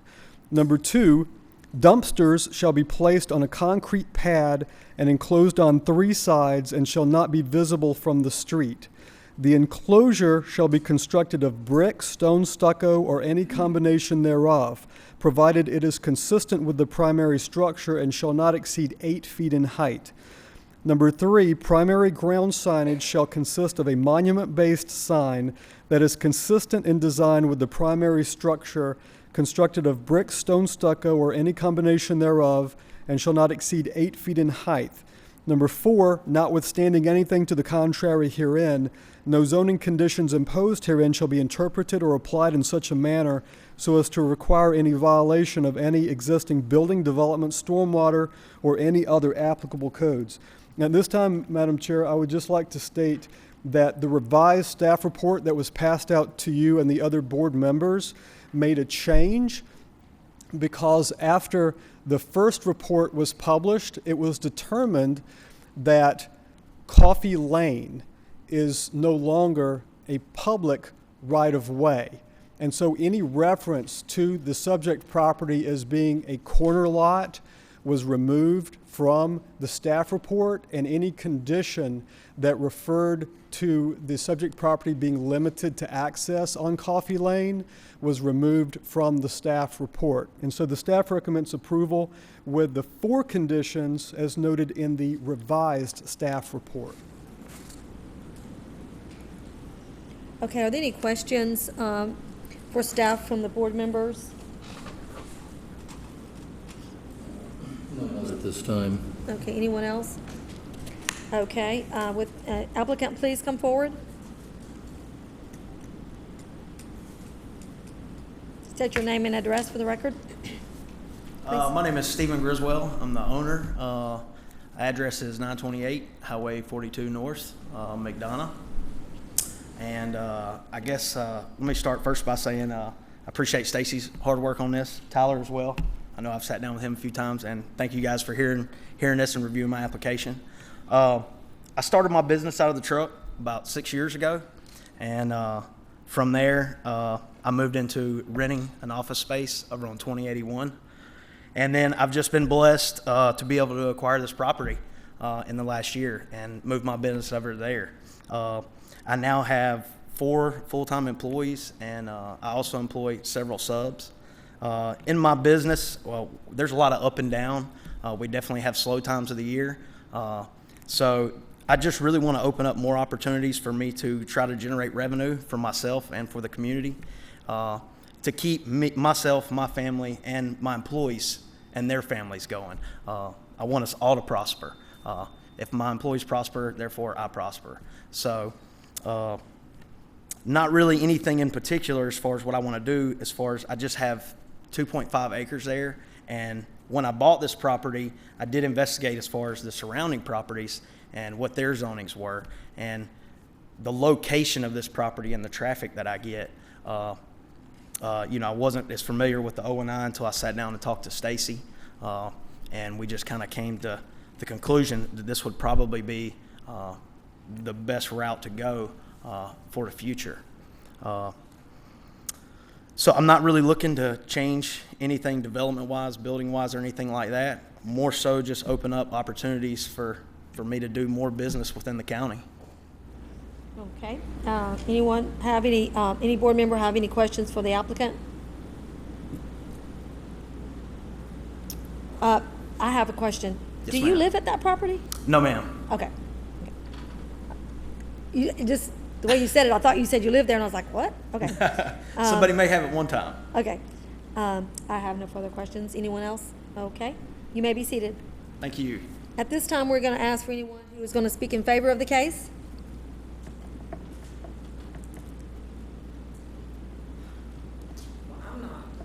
don't know whether I'm speaking in favor. I have nothing against it, but I do have a question. My name is Rhonda Blake, and I live 20 Coffee Lane, McDonough, Georgia. I'm his neighbor. So if you understand, this is a comment period of time, and this is for folks who want to speak in favor of it. Well, I do want to speak in favor. I think it's a wonderful thing. Like, we've had a crack house over there. I mean, this has been a bad thing for us. We've been there since 1971, okay? So we are pleased that someone is coming into the community to better. No problem with that. What my question was, I couldn't hear the gentleman, what he said about Coffee Lane. I could not hear his statement he made about Coffee Lane. So who do I address that to? Well, I will allow Stacy to repeat what he said about Coffee Lane so that it can be heard. Yes, when the original staff report was written and it was published on the website and distributed to the board members, it was the staff's understanding that Coffee Lane was a public right-of-way. There's a street sign out there, and it's showing on our map. But in consultation with the staff from the county DOT, it was determined that the Henry County Board of Commissioners abandoned the right-of-way of Coffee Lane, and David, correct me if I'm wrong, in 1996. And so it hasn't been public right-of-way for a long time. And so the references that staff had made in the staff report referring to the subject property as a corner lot, and even going so far as to condition that they be limited to access onto Coffee Lane as a public right-of-way, were taken out of your staff report. Okay, thank you for that clarification, Thank you, Stacy. that's what I needed. But I am all for this. I think this is this gentleman's property. I think he has the right to do what he wants to with it. We've been there since 1971. We on McDonough Used Auto Parts, and have been very active in our community, and we are all for this.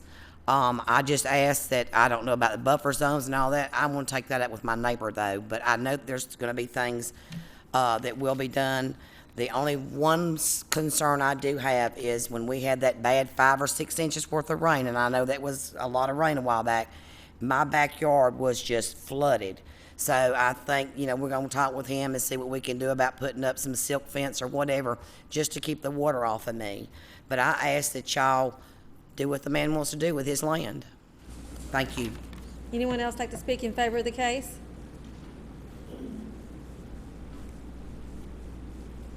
Okay, at this time, we're going to ask those that would like to speak in opposition of the case.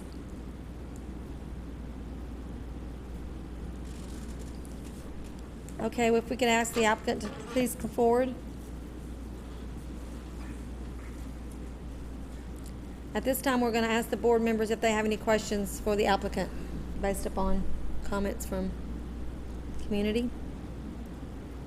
Hearing none, you may be seated. Call the case. Case number RZ-15-04, Real OG Properties LLC of McDonough, Georgia requests a rezoning from OI Office Institutional to C3 Highway Commercial for property located at 928 North Highway 42 and Land Lot 93 of the 7th District. The property consists of 2.599 plus minus acres, and the request is for commercial development and is located in Commission District 3 and was presented by Mr. Stacy Jordan. Do I hear a motion for this case? Yes, I make a motion to approve the request for C3 zoning at 928 Highway 42 North with the conditions described by the staff report. And how many conditions was that, Mr. Risher? I believe it was 4. Okay, so we have a motion by Mr. Risher. We have a second. Have a second by Mr. Head. Any discussion? All those in favor indicating by raising your hand. Motion carried. Next case, please.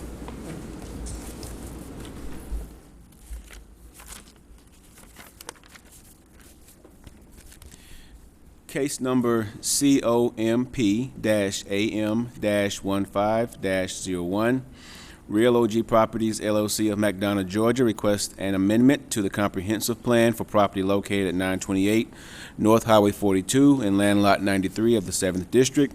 The request is to amend the future land use designation, and the property is located in Commission District 3 and will be presented by Mr. Stacy Jordan. Madam Chair, board members, what I want to do with the exhibit at this time is to compare the current zoning map with the future land use map. You'll notice on the current zoning map, the subject property is located here. It's indicated in its current zoning designation of OI, which is in blue. On the future land use map, it's located here with the hash marks. All this area that is showing yellow on the future land use map, that yellow stands for low density residential. And you'll notice to the south, within the city limits of McDonough, the city of McDonough future land use map shows commercial, which is indicated by the red, on both sides of Highway 42, all down from the south of the subject property. If you'll compare that yellow area on the future land use map with the area on the current zoning map, you'll see that the subject property is zoned non-residential, office institutional. Across the street, it's zoned C2. On the north side of the subject property, it's zoned M2, which is heavy industrial. In the rear, it's zoned M1. North of the neighboring property to the north, this business cul-de-sac is zoned C3. And to the north of that, at the entrance of Lake Haven, on both sides of the entrance road into Lake Haven, it's zoned C1. Across 42, it's zoned C1 as well. The entrance of Lake Haven and across the road, that's the only designation in the unincorporated county that's showing commercial on the future land use map. And so having taken note of this situation, the staff has recommended approval of the applicant's request to change the future land use map for the subject property from low-density residential to commercial. Any questions for staff from board members? Nope. Okay, I can ask the applicant to please come forward. And would you, excuse me, it's getting late and I can't talk. Do you have anything to add to staff's comments? No, ma'am. Okay, do the board members have any questions for the applicant? They have no questions for you. You may be seated. Thank you. At this time, we're going to call for those who want to speak in favor of the comp plan amendment. Seeing no one come up, I want to ask if anybody wants to speak in opposition of the comp plan amendment. Okay, if the applicant could please come back forward.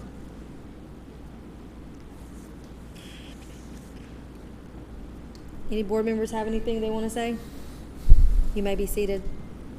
Call the case.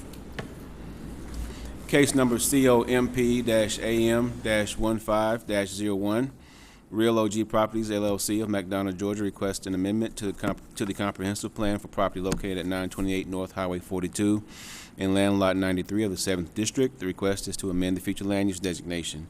The property is located in Commission District 3 and was represented by Mr. Stacy Jordan. Have a motion for this case?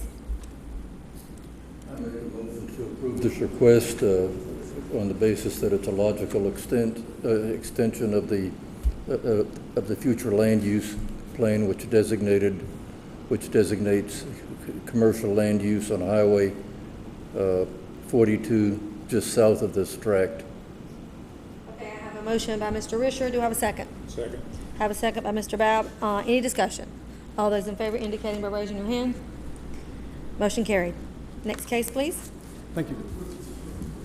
Case number RZ-15-06, S3 Capital Investments LLC of McDonough, Georgia requests a rezoning from M1 Light Manufacturing to OI Office Institutional for property located on Highway 42 north of Campground Road in land lots 31, 32, 33, and 34 of the 7th District. The property consists of 22.042 plus minus acres, and the request is for the purpose of an assisted and independent living community. The property is located in the city of Stockbridge and will be presented by Mr. Stacy Jordan. Good evening, Madam Chair and members of the board. The subject property is located as illustrated on the overhead. The Stockbridge city boundaries actually form the southern property line for a portion of the subject property. And also immediately across Highway 42 is city of Stockbridge. You'll note that the subject property almost forms a certain bow tie shape where it's rather large on the Highway 42 side and it opens up again where it abuts the railroad right-of-way and it's very narrow in the middle. The applicant is the current operator of the Southern Crescent Brain Trauma Center there to the south of the subject property. You'll note from the site plan that is a part of your exhibits in your staff report that this is the current campus of Southern Crescent, and they're proposing to share access to Highway 42 through the current campus. They're proposing two 13,000 square foot residential structures. That's 13,775 square feet. One located on the large portion of the subject property on the 42 side, and one located on the large portion of the subject property on the railroad right-of-way side. The future land use map for the area designates the subject property for industrial land uses.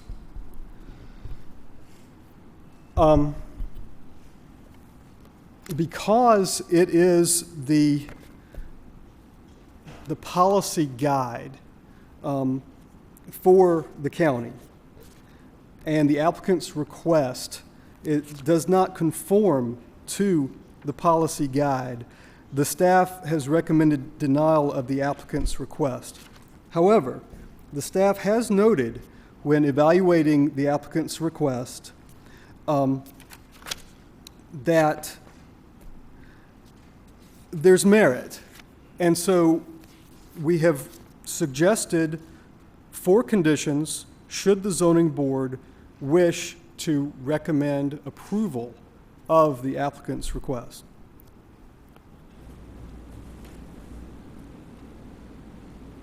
That's it, okay. Do any of the board members have any questions for staff at this time? Yes, you mentioned that the project has merit in the area. It was seen to make comments. When you said that it had merit, could you expound on that a little bit more? Yes. Yes, if I could direct your attention to your staff report on pages 2 and 3, the staff has included the request criteria points. The first one being possible effects. We don't expect for a proposed change in zoning to have a negative effect on the character of the existing neighborhood.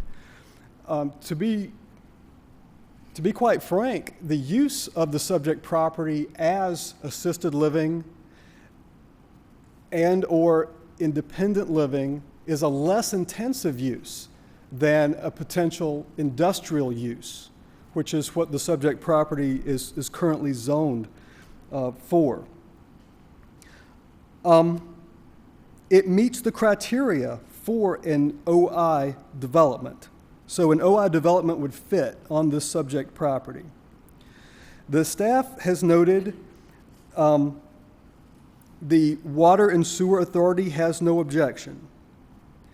The staff has included mitigating conditions as a suggestion, which we would hope protect the level of service on Highway 42 North.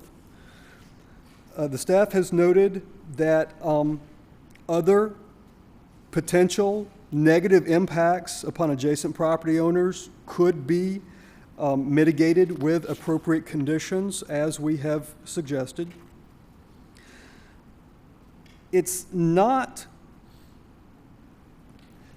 with the topography of the subject property, with there being the creek involved, it may not be the best place for an industrial development, which may be looking for a location which is relatively flat.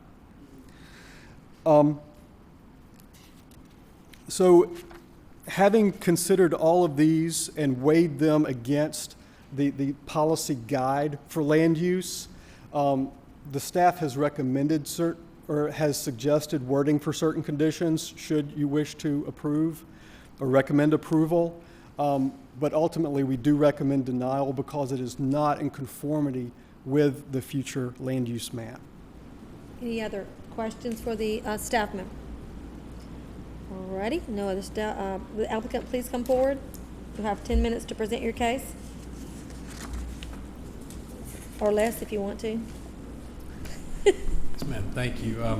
Thank you, Madam Chair, members of the Zoning Advisory Board. My name is Andy Welch. I'm representing the applicant in this case. I think the staff has done an excellent job of outlining for you all the reasons why I hope you will recommend approval to the City of Stockbridge. But for the future land use map, which is controlled by the City of Stockbridge, this really meets everything else that you would use to analyze. And the future land use map, as you well know, is a great guidance document that is meant to be there for the purposes of helping to advise future planning. It's predominantly used from the ARC perspective to try to understand where Henry County foresees the growth and demands for its property use. So in this particular case, what you've seen is that everything around this has been developed in a residential fashion except for what's on Technology Parkway, which is light industrial uses. Everything to the south and to the east and west have either been commercialized or mostly residential in use.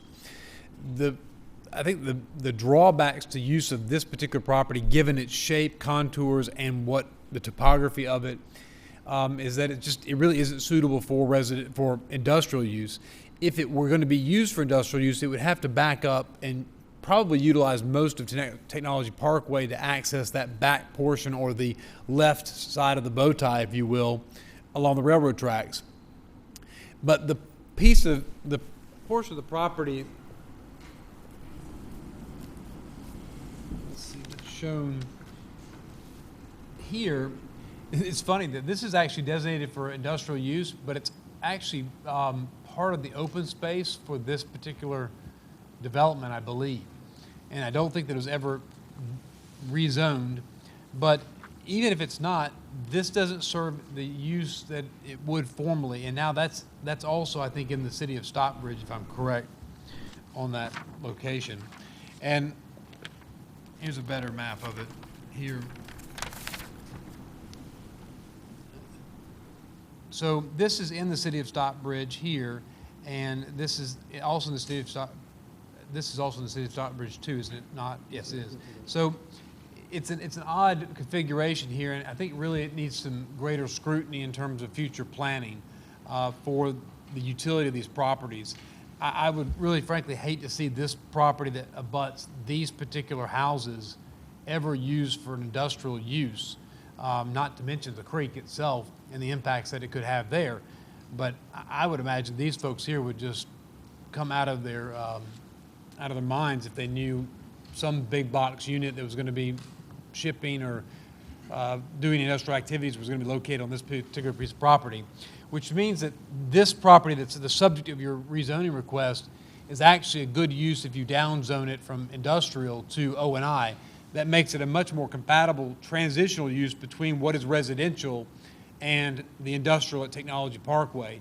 Furthermore, it's consistent with this property here, which has been designated for O&I, and that's where the trauma center is. And my clients had the Southern Crescent Brain and Spinal Trauma Center that's there, and what they're seeking to do is actually add on. And what they provide is rehabilitative care for those people that are transitioning out of an injury, from medical care and treatment, where they no longer need the hospital for that emergency trauma and critical condition. They're now in a state where they are stable, but they need time to heal. And oftentimes with a brain or spinal injury, you also need time for coordination of your limbs and to readjust to living in our society and in the environment that is typically associated with most humans. And sometimes there's handicap adjustments that are also needed. So learning to walk again, learning to eat again, developing the coordination skills, even to operate in your own kitchen.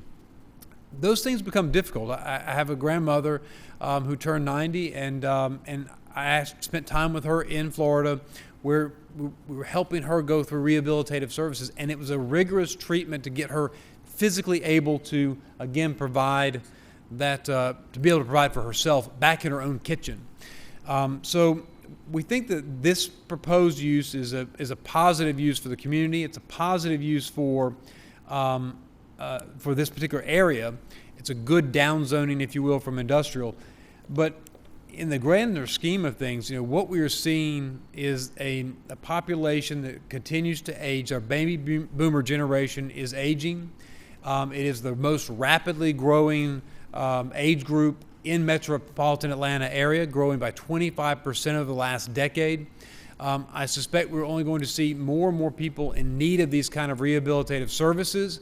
I think this is a good place. It's in close proximity to the hospital and other care units. It's in close proximity to commercial and close proximity to a church and other residential areas along that area. The conditions, if you will, if I could take a moment to speak to the conditions. Mr. Jordan and I have worked together last week and then this week to try to work on the conditions from the previous staff report, and you have a modified staff report that's dated May 14, 2015, that was given to you, and should you approve the rezoning request or recommend approval, we don't have problems with the conditions 1, 2, 3, and 4, except we would ask that you consider making just a few minor changes to conditions 2 and 3.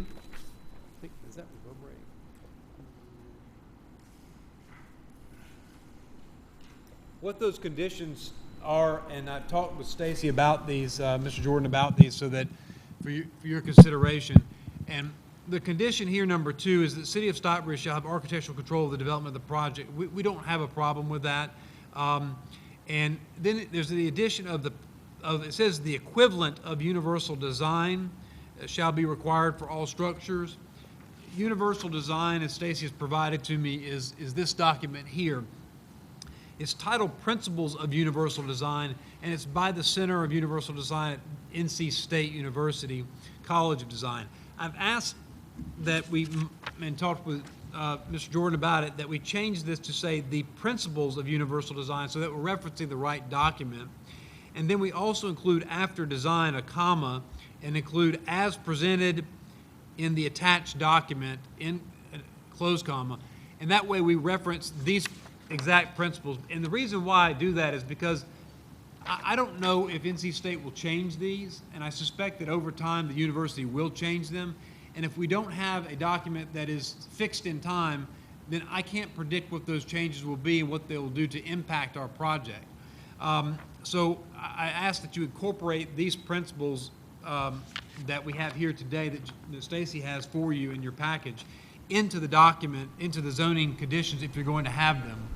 And then also, I just received this particular document with all these principles in there, and they're quite extensive, and one could see them as being very stringent mandates on the particular facility.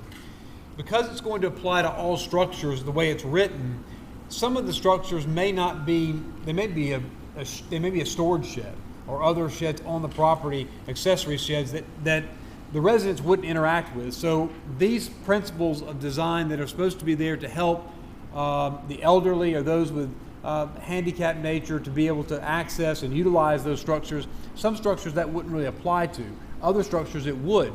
So what I've asked Stacy to allow me to do is to suggest to you that the shall be a should, and that way we can apply them as we need to the development. Now remember, this is for rehabilitative services. So it does us no good to have a facility that's not going to be compatible with your clients, who are clients that are in a handicapped state. So we don't really have any objection to this concept of where Mr. Jordan wants us to go, but we just want to have some latitude in how it's applied because we're not overly familiar with these particular standards from NC State. So that's why we've asked for it to be a should.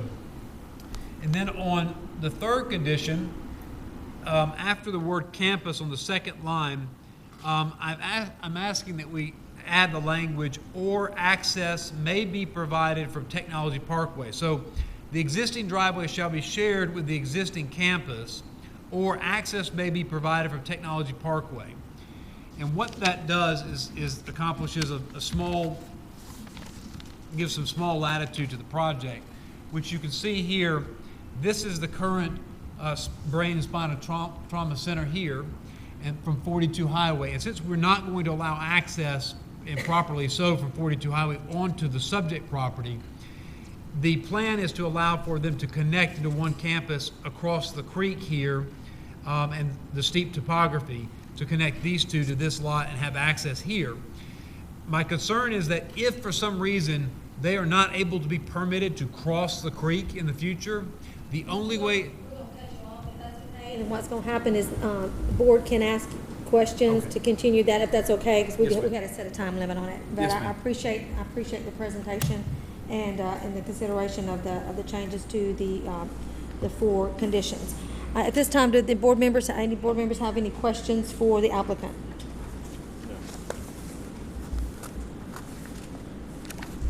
Why don't you continue with the question you had about Technology Parkway? Yes, sir. Thank you. And all I was going to say is that Technology Parkway dead ends here, and what may have to happen is that they may have to acquire right-of-way access to Technology Parkway to connect these 2 facilities through Technology Parkway to this road here if they cannot cross the creek. So that's why I added that language to allow for the alternative access through Technology Parkway, which would again use an existing road and an existing intersection, not creating a new one on 42 Highway, but still allow them to come in and use it, because the way the condition's written now, without that modification I'm proposing, they would have to cross the creek, and and there's no way to guarantee that we're going to be allowed to do that by state crossing standards with EPD. I have a question. Who owns Technology Parkway? Is that a county road, or is that a private?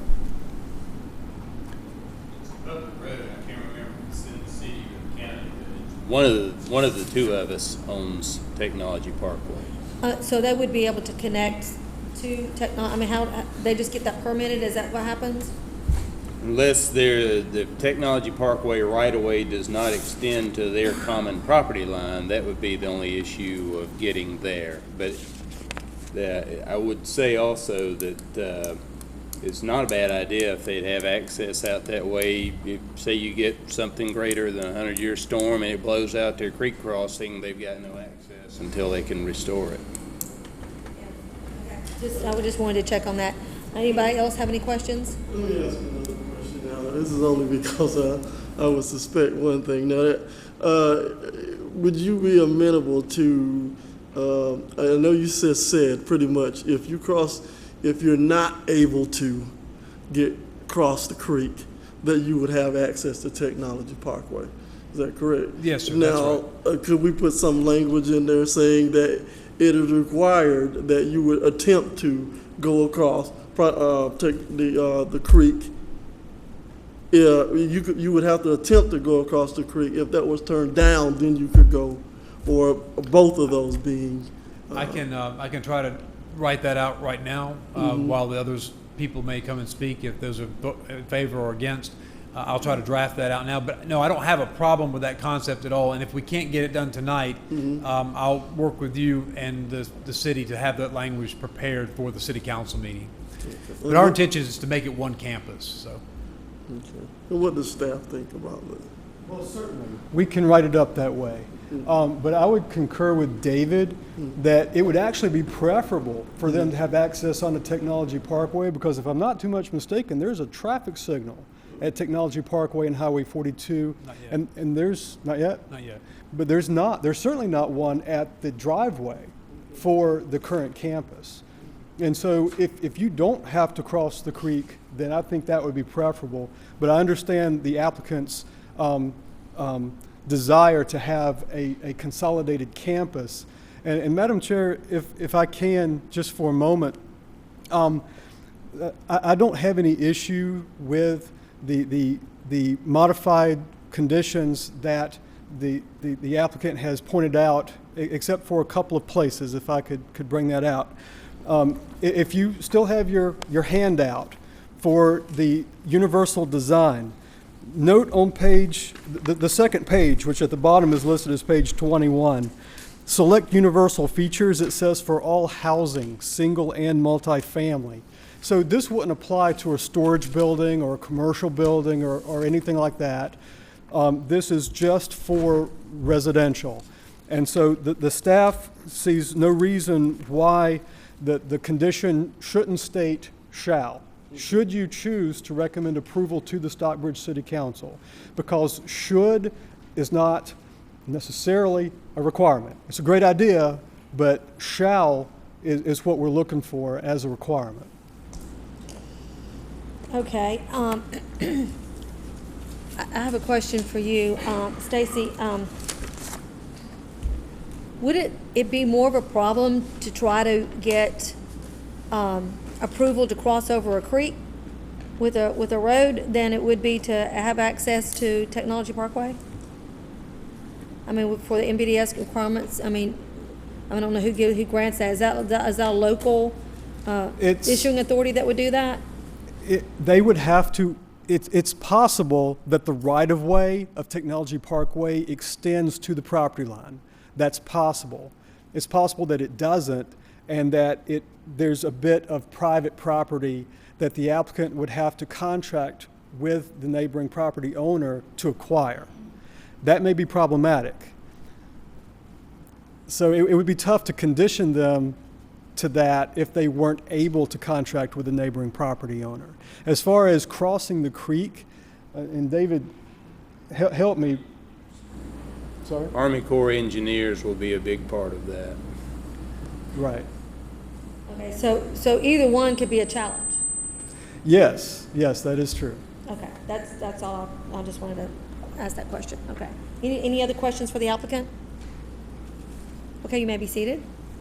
At this time, we'll ask for anyone who wants to speak in favor of the case.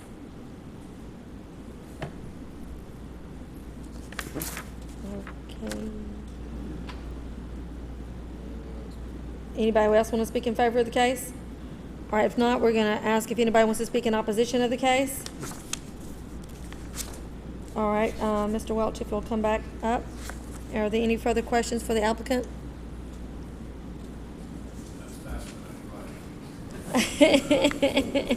Oh, you're trying to add something to the condition number 3?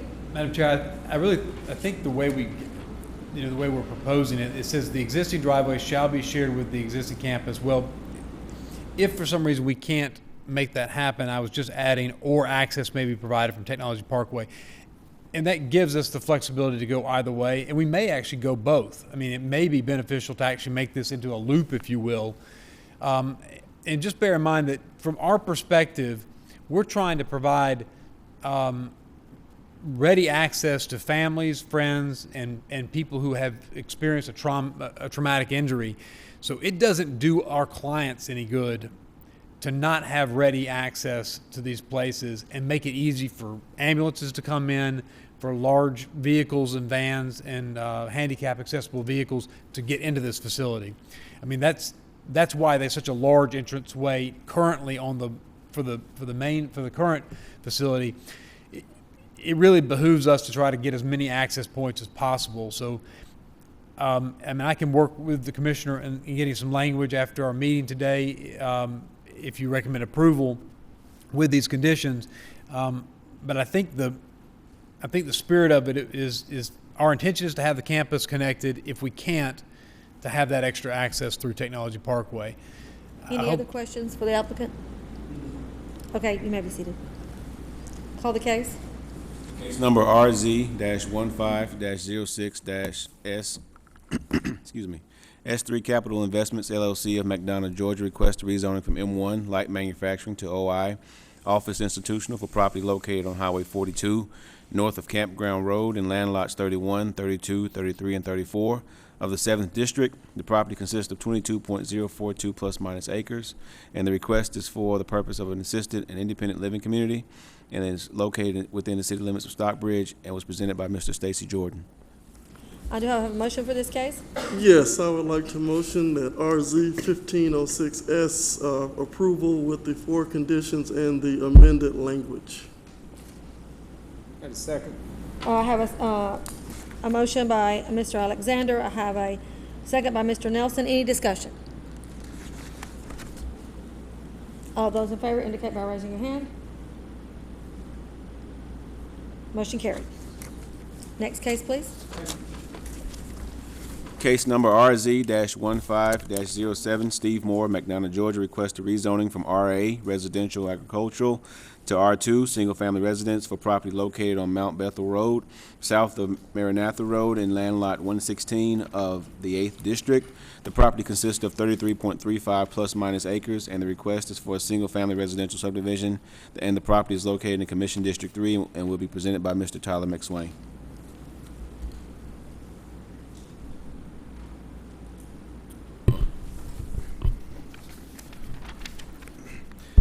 Good evening again, Lady Chairman and board members. Yes, the applicant is requesting to rezone 33.4, give or take, acres from RA residential agricultural to R2 single-family residence for the purpose of a single-family residential subdivision. The proposed development consists of 28 lots with a minimum lot size of 30,000 square feet on septic. The proposed subdivision will have road access to Mount Bethany Road. The applicant wishes to build craftsman-style homes with drainage to stormwater management facility.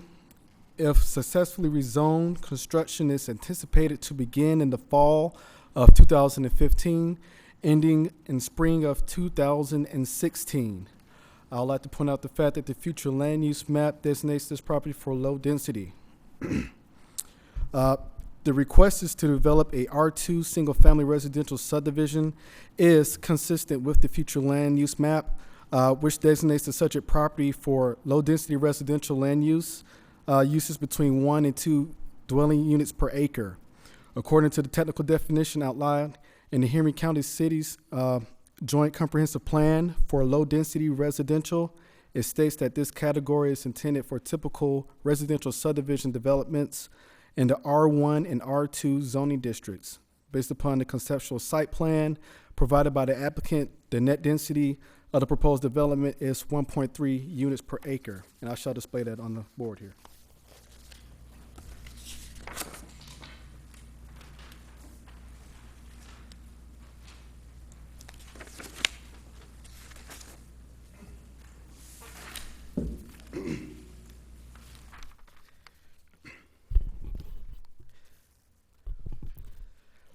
The subject property appears to be physically capable of being developed as proposed. With this information provided to you, staff recommends approval of the applicant's request to rezone the subject property from RA residential agricultural to R2 single-family residential with 7 conditions. And I will entertain any questions that you may have for me at this time. Anybody have any questions for staff at this time? Oh, okay. Would the applicant please come forward and state your name and address for the record? Good evening, Madam Chair. Good evening. Board members. My name is Steve Moore with Moore Bass Consulting, 324 Industrial Boulevard, McDonough, Georgia. Representing the owner of this property on Mount Bethel Road this evening, and I'm kind of excited to present this rezoning request because it's the first residential rezoning I've prepared and represented in probably 8 years, so I'm glad to see things are finally back in that realm. That's been a long time coming. As Tyler mentioned, and I think he covered all the key points, 33.4 acres. The proposed plan is, this is just a site rendering of what we've got prepared. But I was given pretty specific instructions when it came time to lay the subdivision out, and that was don't make it look like a regular straight roads and maximize the lots and make everything perpendicular and parallel just to maximize lot yield. Let's make something that looks good, that has good curb appeal, and that would offer good home sites. Again, the concept, if you're familiar with Sage Creek subdivision off of LeGuin Mill Road, same builder groups that they're talking to that is building out there, same development style is what is intended. Craftsman style homes. We have a divided median entrance that comes in. We have the mailbox, the central mailbox situated up at the frontage at the entryway. There'll be some We've set aside a 25-foot landscape buffer along Mount Bethel Road, which will be augmented with new landscaping, fencing, probably some berm plantings, but just to try to buffer the lots from the road and also provide a nice entry feature into the subdivision. We do have the opportunity to incorporate some open space in the project. We have some 100-year floodplain property in the back of the development, approximately 9 acres, and we've provided an access route through some lots for the residents to be able to get back in there. It's not swampy wetlands, but it is in the floodplain. There's a creek at the bottom of it, but it is for recreational purposes would be fine. I think that about covers all of the features of the subdivision. I'll be happy to answer any questions that you've got. Do any of the board members have any questions for the applicant? Mr. Risher? Yes, I have a few. You spoke of the access to the floodplain area. Is there any thought as to what kind of materials that this access point or trail would be made out of, and is there any intent to do any kind of minor improvements within the floodplain area, such as walking trails or something of that nature? We've had those discussions. There hasn't been any specific direction given to me as to how big, what the material would be, but certainly that area would support some type of trail system in there. But I mean, we are, like I said, haven't really nailed down any of the details other than we thought it was an opportunity to, provide a somewhat of a natural amenity to the site. And I'm certain that the owner would be interested in, some type of trail system. To what extent, I can't exactly tell, but we'd certainly be willing to evaluate that. Yeah, I understand that is still a topic under discussion, and I would just ask that you would, coordinate that with our planning staff and also with the stormwater management staff to assure that it complies with a recently adopted floodplain ordinance. And of course, we have a chart that compares some, some other similarly zoned subdivisions, and I see some, range in house size of, 2,400 to, 2,200 square feet of heated space. And what would you think of the possibility of at least having a house size of around, say, 2,200 square feet as opposed to the, 2,000?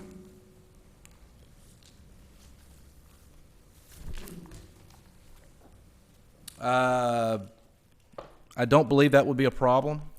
I believe that still meets the intent of what they envision out here. Again, compared to Sage Creek, which is a very similar product, I believe they all start at greater than that. So I don't think that's going to be a problem at all. And another question, and perhaps this is one for staff: has there been a letter from the Environmental Health Department concerning drainage characteristics and soil conditions of the soil on this property?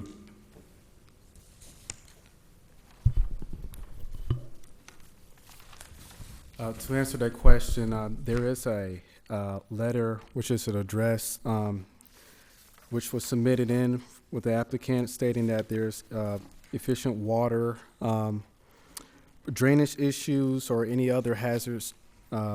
We can double check to make sure if that information is in there. And I'll check in the application itself to make sure, the report, to see if that's addressed in there as well. But we've performed an independent soils analysis on the site to determine suitability for septic tanks and based our lot layout around the results of that study. We also provided that study to Environmental Health for their letter that they generated for the rezoning. Okay. So the layout that you have made would that there would be enough suitable soils on each of these lots, yes, sir, for the primary and the backup possibly lose system. any lots due to soil conditions? No, sir. All right, thank you. Any other questions for the applicant? Mr. Alexander? You mentioned that there was an amenities package or a green space area that was intended to be in this project, is that correct? Yes, sir. Would you have a problem with that being listed as one of the requirements? That area be dedicated as open space? Yes. No, sir, not a problem at all. All right, thank you. Any other questions for the applicant? Okay, you may be seated. Yes. At this time, we're going to have a comment period, 10 minutes for those who want to speak in favor of the case. I don't see anyone coming up, so we'll allow 10 minutes for those who want to speak in opposition of the case.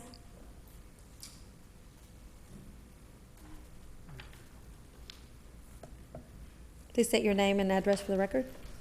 My name is Janice Hodgkin. I live at 547 Maranatha Road.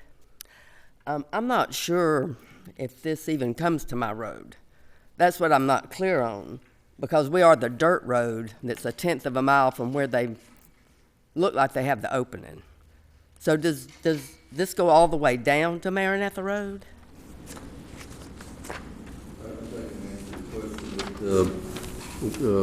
Staff might want to put a map on the board, but this property is south of Maranatha Road, and it does not front or touch on Maranatha Road. It does not? Okay. No, All right, ma'am. well, I'm sorry, go ahead.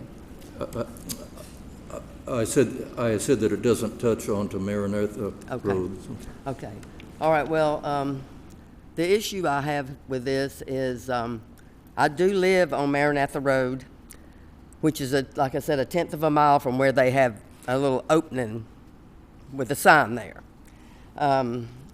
There are 2 hills on Mount Bethel Road, one right before you get to where they have that opening, and one right past it, where when we try to leave out of our road, you're taking your life in your hands because these cars just fly over that hill.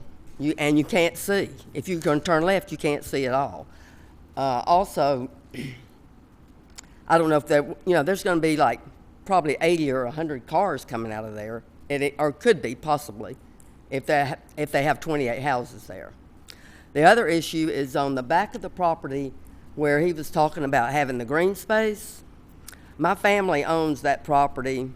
There's 5 family members on our road that own about 100 acres together right there. It meets in the middle of that creek.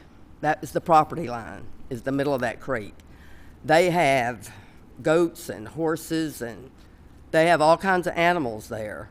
And they have the middle of the creek, so they have the fence down the middle of the creek, kind of going zigzag the middle of the creek. So I don't see how they're going to make green space for people to be walking down through there. Another thing is, already our road is a cut-through road for anybody that wants to play on a dirt road. Kids riding four-wheelers. We don't even have kids on our road that ride a school bus, but we have 3 school buses that use our road as a cut-through to go to Snapping Shoals every day, back and twice a day. So I just think the traffic is going to be a problem, and I worry about us on our dirt road eating all the dust from all these people that use it already as a cut-through. We're going to have that many more doing that. And then also the issue of the hills on Mount Bethel. It's very dangerous coming over that hill. We sit there and we roll our windows down and try to listen before we even turn out to see if we can hear, because the cars come. I think the speed limit down there is like 45 or 50, and they just fly over that road. So those are my objections. Thank you. Thank you. Anyone else like to speak in opposition of the case?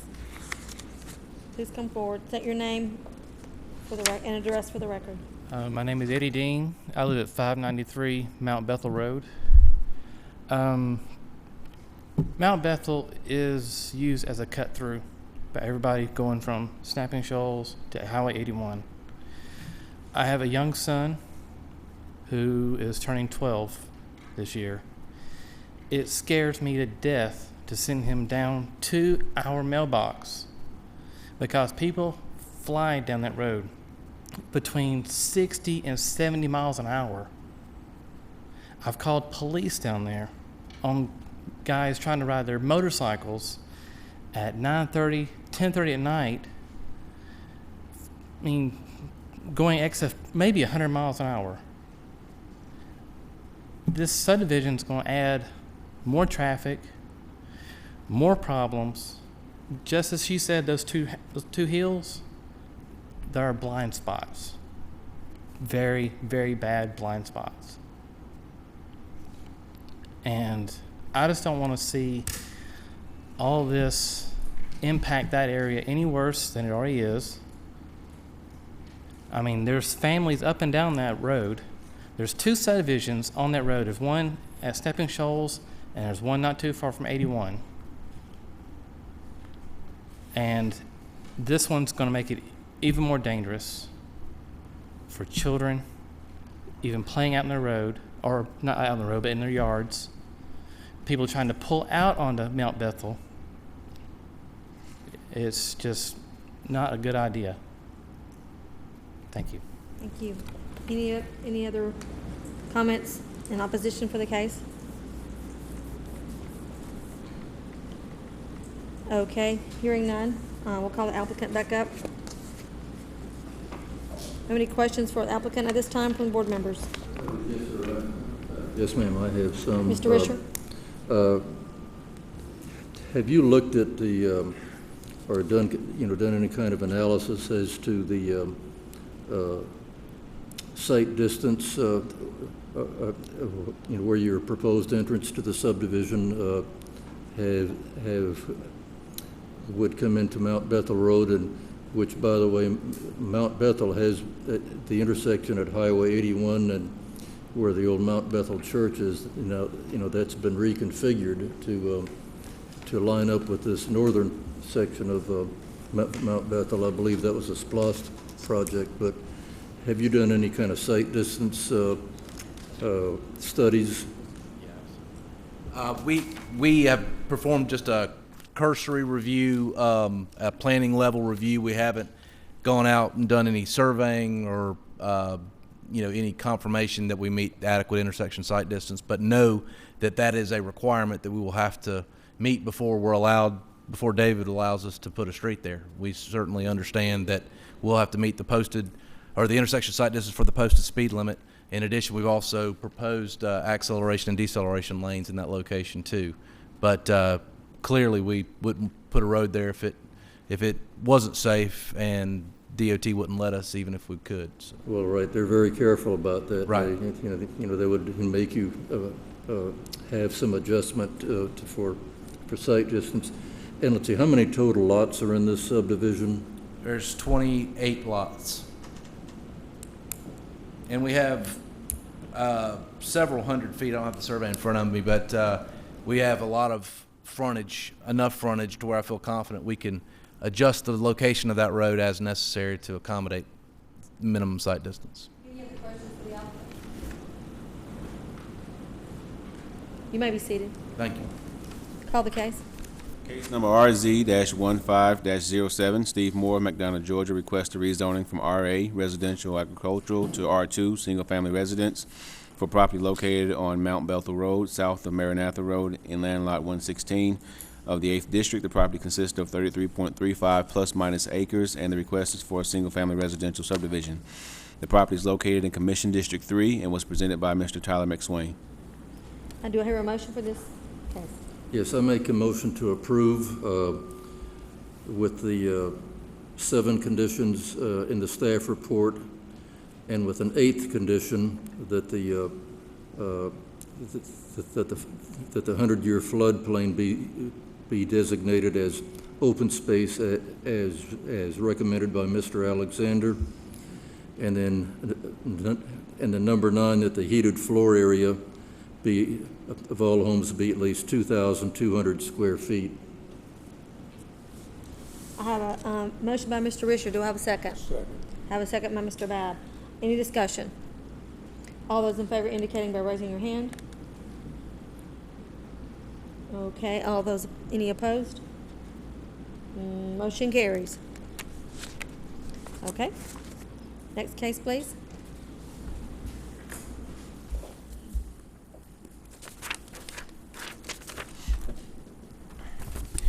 Case number RZ-15-08/AX-15-01-S.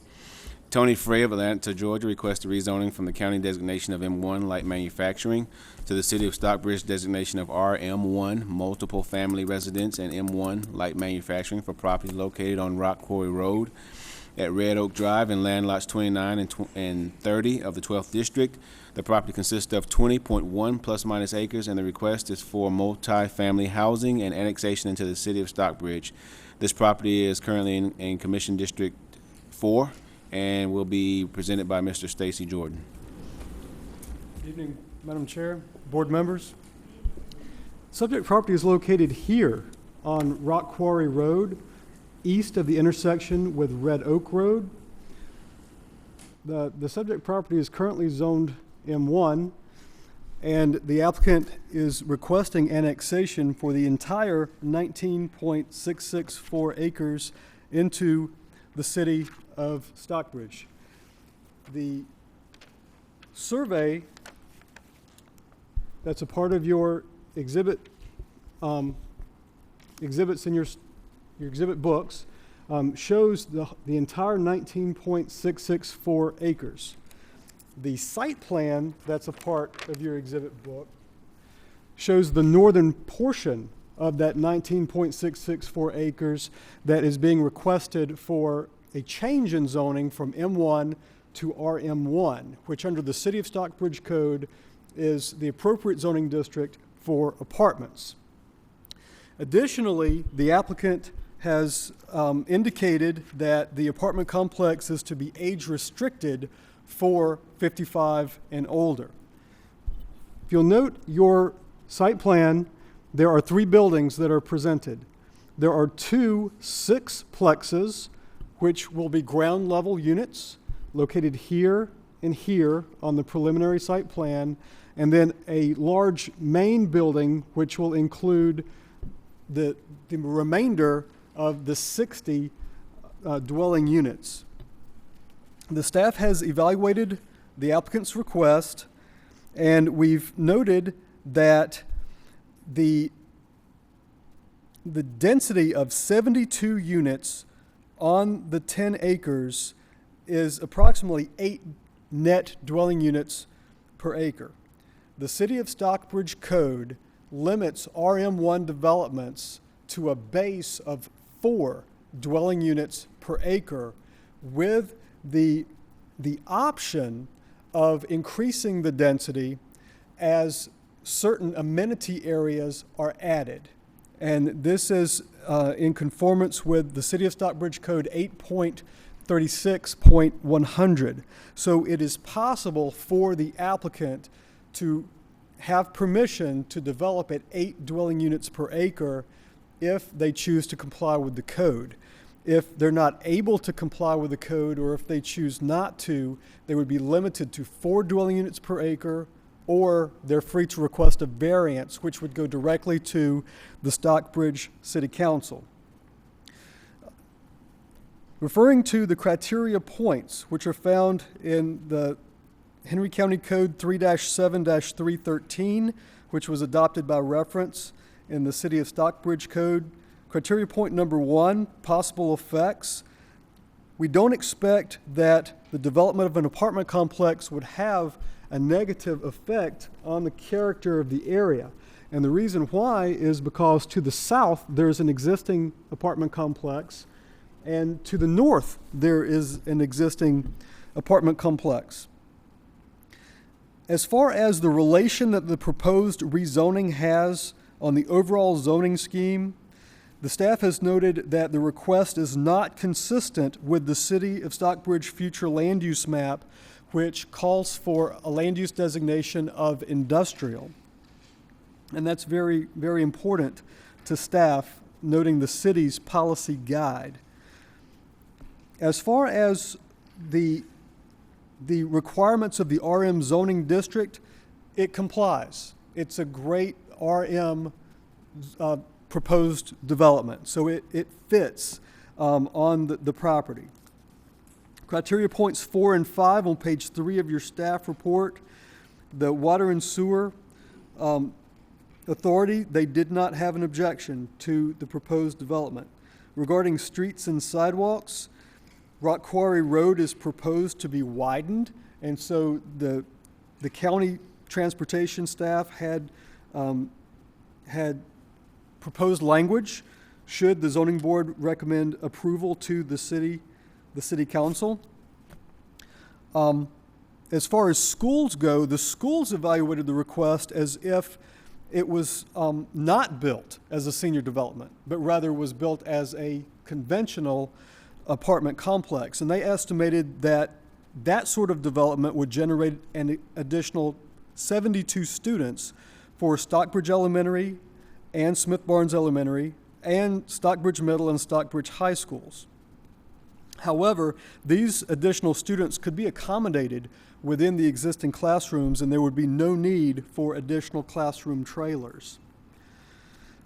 Staff noted in criteria point number 6 that negative impacts could be mitigated by appropriate zoning conditions should the zoning board recommend approval to the Stockbridge City Council.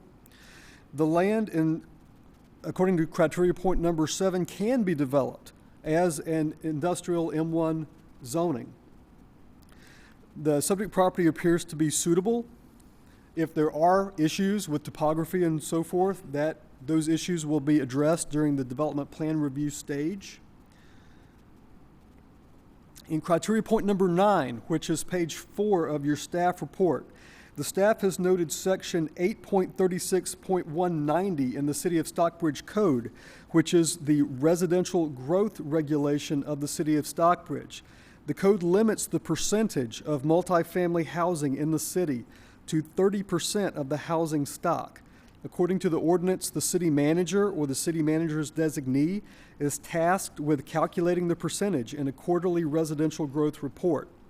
The Planning and Zoning Department doesn't have that residential growth report, so we're not able to determine that the proposed development will be approved for development according to this requirement of the City of Stockbridge Code. Regarding the annexation, Planning and Zoning staff makes no recommendation. That will be up to the Stockbridge City Council as far as the applicant's request for rezoning. Because the City of Stockbridge staff has determined that the city zoning code and the county unified land development code is sufficiently dissimilar, they will have to assign a zoning for not only the portion of the property requested for rezoning from M1 county designation to RM1 city designation, but also for the remainder of the property, the remaining 9.664 acres that's requested to go from the county designation of M1 to the city designation of M1. So as part of your motion, if you wish to recommend approval, your motion should incorporate both portions, the RM1 portion as well as the M1 portion, as a recommendation to the Stockbridge City Council. However, the planning staff recommends denial of the applicant's request. Do you have any questions for staff at this time?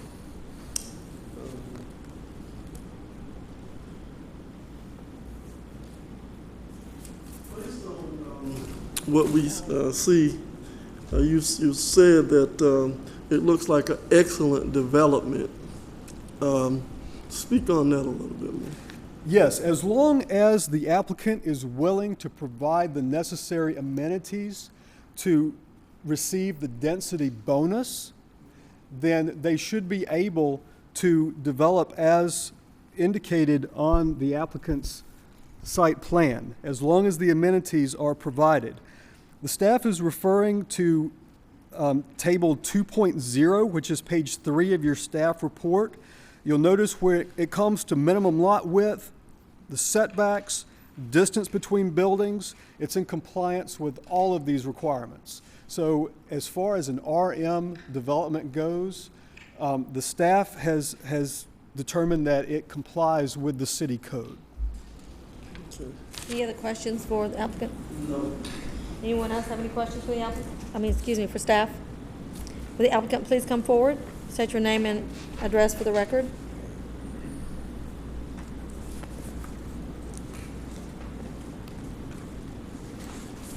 Good evening again. Andy Welch, representing the applicants here.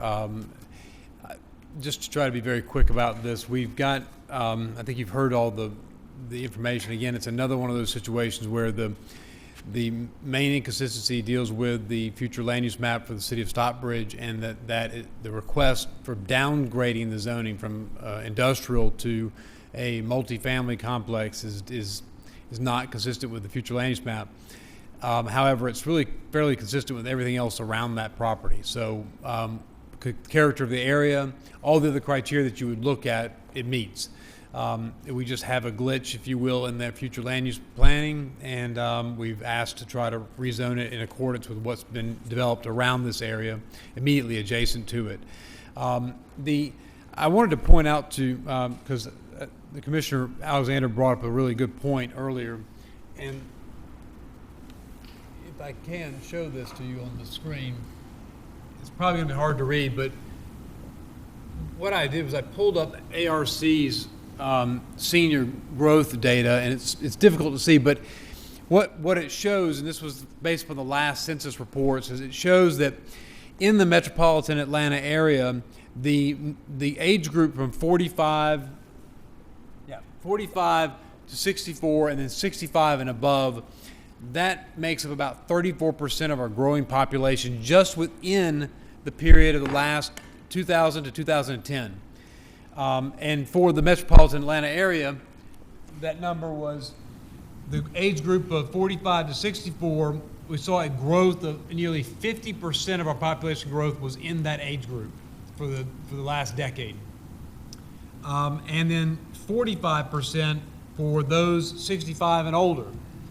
In Henry County, which is what's highlighted here, the numbers are even more staggering.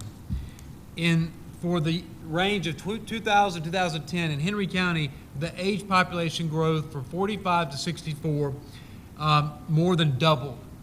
It went from 25,000 to 51,000 people. Age group 65 and above, it more than doubled again, 8,800 in 2000 to 17,000 in 2010. Henry County, along with a lot of the other parts of the metropolitan area, but Henry County in particular, is seeing an astronomical growth in our senior population. Our baby boomer generation is now moving and graduating up, and this project is one that is a 55 year and older community. The conditions that staff has provided would mandate that be the case. We are accepting of those conditions because that's our intent and purpose. In fact, this development will be based upon government loans that require 55 and older community. That's in part why you have those duplexes. It's not duplexes, it's a sixplex that give that first lower level access for seniors to access and independently live there. So that's the nature of the development. What we have done, though, is working with staff, both the Henry County Department of Transportation and with Mr. Jordan in the Planning Department. We have worked through some amendments, proposed conditions and amendments to those conditions that staff I think is generally acceptable with these proposals. I'm going to pass out what Mr. Simmons gave to me to you so you can follow along, because this is fresh off the presses at about 5:16 today. So if I may, Madam Chair. You have 5 minutes for your presentation.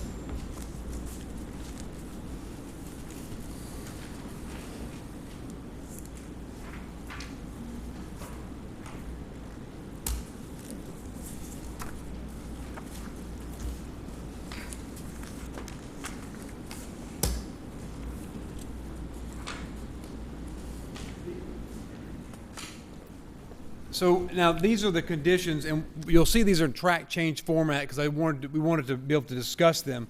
Again, we have a few additional changes because I had to make these changes tonight after I got here today and met with David and Stacy about these.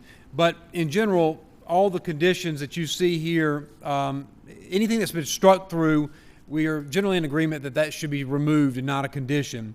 The language that's either in black or in a blue or red that has not been struck through is language that's acceptable to both parties.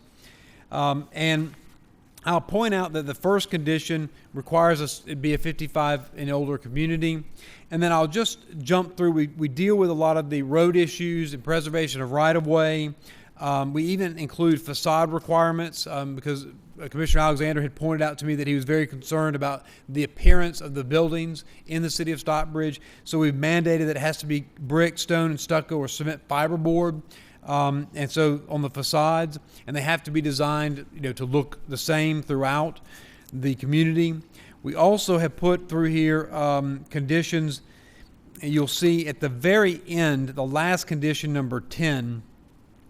This is a condition that allows for a different set of amenities that are conducive towards seniors.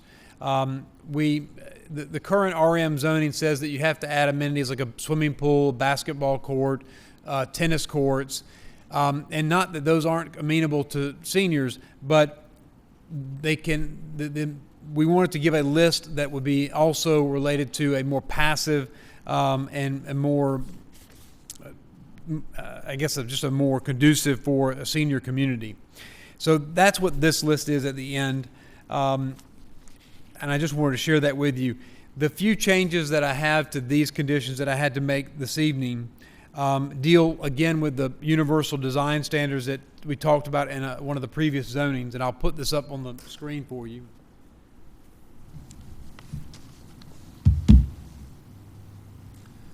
On condition number 2, I've marked it up to reflect what we did at the last zoning that dealt with the trauma center, but it's just easier for me to just read the condition as I wrote it down here in full.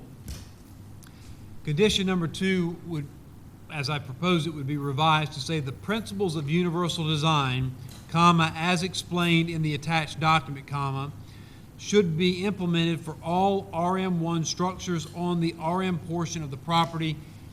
And that is, I had to handwrite that this evening. That takes into consideration these principles of universal design that Stacy has recommended for this facility as well as the previous trauma facility that we talked about before. So these would be incorporated into your conditions. Because the property will have these conditions applying to 2 pieces of zoned property, one zoned RM-1 if you would recommend it, and the other portion, the remainder portion, zoned M1.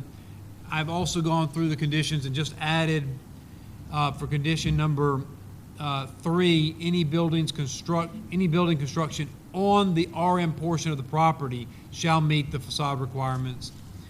And then that same insertion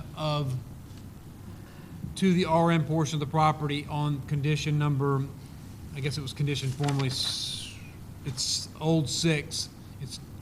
It would have to be on that portion of the property because this is the alignment with the intersection of Red Oak and the RM development. The same for condition number 9, so that the turn lane on Rock Quarry Road into the RM portion of the property would have to be determined by Henry County DOT. So those are the changes that would make these conditions apply to the appropriate portion. But otherwise, we are acceptable of these conditions with those slight changes, and we hope that you'll recommend approval to the City of Stockbridge for the rezoning of the property. Portion of it is RM1, and the other portion would be just M1 as it's designated now. Any questions for the applicant from board members? So, Is that a question? yes, it is.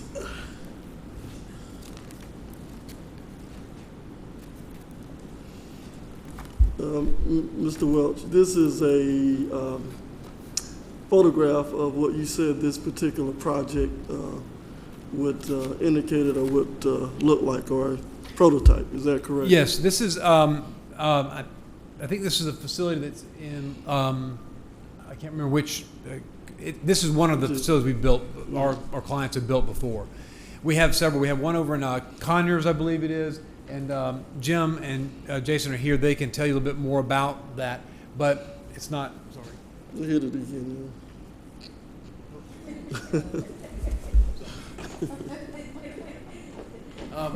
So is your Yes, face sir, going to be in the but front of it? that's the nature. What you can see, that was a cement, fiberboard, and brick structure. And I wish I thought I had a picture of it with me tonight, but I just want to make sure it's going to look like that. that's it. Yeah. So what you see here is mostly brick around the bottom of the building, and then this is cement fiberboard up here above on this area. Hardy plank is the trade name for it, but above it. So you can see the nature of the facility. It's a very, very nice, elegant facility for seniors that will live here. I shared that with Mr. Alexander because he expressed very, rightfully so, concerns about what the exterior of these buildings would look like and what that would mean to the city of Stockbridge.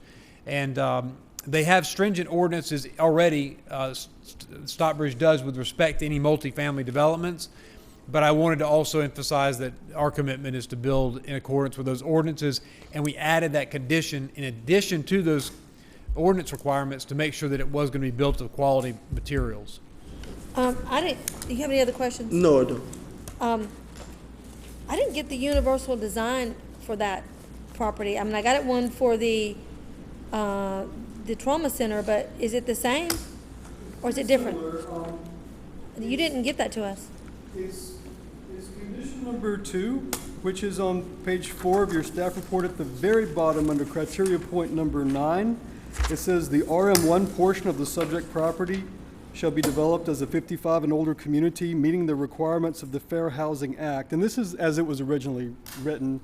The restrictive covenant shall be recorded for the RM1 portion of the subject property accomplishing the 55 and older limitation and including a civil penalty provision benefiting the city of Stockbridge with a copy provided to the city of Stockbridge.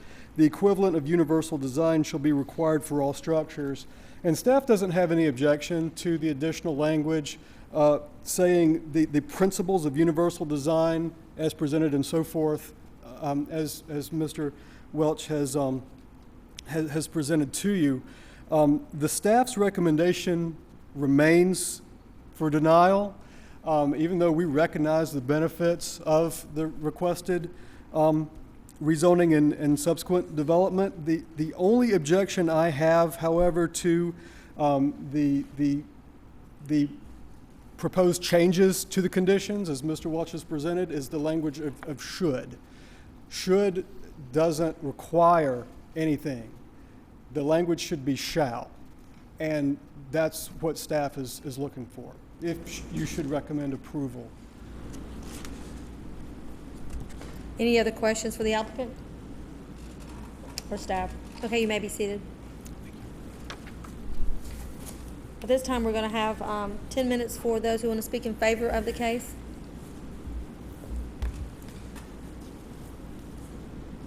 And this is just a comment period. It's not a question and answer period. Just state your name and address for the record. Good evening. My name is Jason Maddox. I'm with Mako Development Company, 111 North Main Street, Clarkton, Missouri, 63837. I'm a member of the development entity, and we would be the party responsible for preparing the application, submitting the application for financing in order to proceed with this deal. And we've done, as you saw on the screen from the photo, that was the project that we last completed in Athens, and this proposal would look almost identical to that. So it's going to be very similar in design and features and amenities that we've talked about. And Mr. Welch did a great job explaining the details, so I won't go into all of that again. But we have done this design numerous times, and as you saw from the aerials and the maps, obviously the adjacent tracks are similar in land use, so this conforms to what's there already. And but more importantly, these facilities are fantastic for seniors. I remember, the last two that we did, I mean, the day we opened the door, they filled up immediately. And there's a huge demand here, and I would just ask that you look at view this request favorably, and we would appreciate that. Okay, thank you. Any other folks want to speak in favor of the case? Okay, at this time, we'll open up for those who want to speak in opposition of the case. Okay, don't see anybody coming up. All right, would the applicant please come back up front? With any questions for the applicant from the board? I have a question. Yes, Madam Chair. Do you have opposition to using the word shall instead of should? Only that I think we can go, if we want to leave shall in there, that's fine. We just haven't had a lot of time to make sure that we can conform to all the requirements that Mr. Jordan has proposed. That's the issue. So that's why I've gone with should, because obviously it's safer on our part, but this is a senior development, so many of the things that are contemplated in the universal design are going to be there. I just can't guarantee that all of them will be there, and a shall mandates all. And so that's why my hands are tied in that regard. We're a recommending body, so to the city. So I'm sure there might be things that go on before we even get to that. So I'm sure that they might can change some stuff back to shall to should or whatever. So whatever we decide here, I'm sure that there can be discussion, if I'm not mistaken. Would it be helpful for me to turn this into you with my handwritten changes on it? Would that be of any help? Would that be acceptable? I would accept it, and I'll give it to whoever makes the motion. If they want to make a motion to accept your handwritten, that they're certainly allowed to do that. Any other questions for, here, get that, Mr. Alexander. Applicant at this time. So just so I'm clear, we have like 3 sets of conditions. The first set that was submitted, then a second set that's been amended. Yes, ma'am. Okay, just want to make sure. That's all I need to know. So when the motion is made, we have to make sure we know which set of conditions that we're approving tonight. Okay, so, no, yes. In addition to what you just stated, which is absolutely true, I just want to add that if whoever makes the motion wishes to include the language referencing this document will also be an exhibit attached to the conditions. That's the document that I said I didn't see, but you said it was in condition number 9. I mean, it was in criteria number 9. And it's the same design as we talked about. Can I see that just so we can give it to Ms. Whoever's gonna, okay. Yes, absolutely. But it's not the same as the one we saw previously? It is the same one? It is, yes. Okay, I'm sorry. I apologize. Okay, any other questions for the applicant? You may be seated. Let's call the case. Case number RZ-15-08/AX-15-01-S. Tony Frey of Atlanta, Georgia requests a rezoning from the county designation of M1 light manufacturing to the city of Stockbridge designation of RM1 multiple family residence and M1 light manufacturing for property located on Rock Quarry Road at Red Oak Drive in land lots 29 and 30 of the 12th district. The property consists of 20.1 plus minus acres, and the request is for multi-family housing and annexation into the city of Stockbridge. This property is located in Commission District 4 and was presented by Mr. Stacy Jordan. Okay, do I have a motion for this case? Yes, I make a motion to approve RZ 1508AX1501S with the new amended language including the principles of universal design. Okay, I have a motion by Mr. Alexander. Do I have a second? Second. I have a second by Mr. Risher. Any discussion? All those in favor indicating by raising your hand. Motion carried. Thank you. Thank you. Need a motion to adjourn? So moved. Okay. Motion to adjourn. Meeting's adjourned.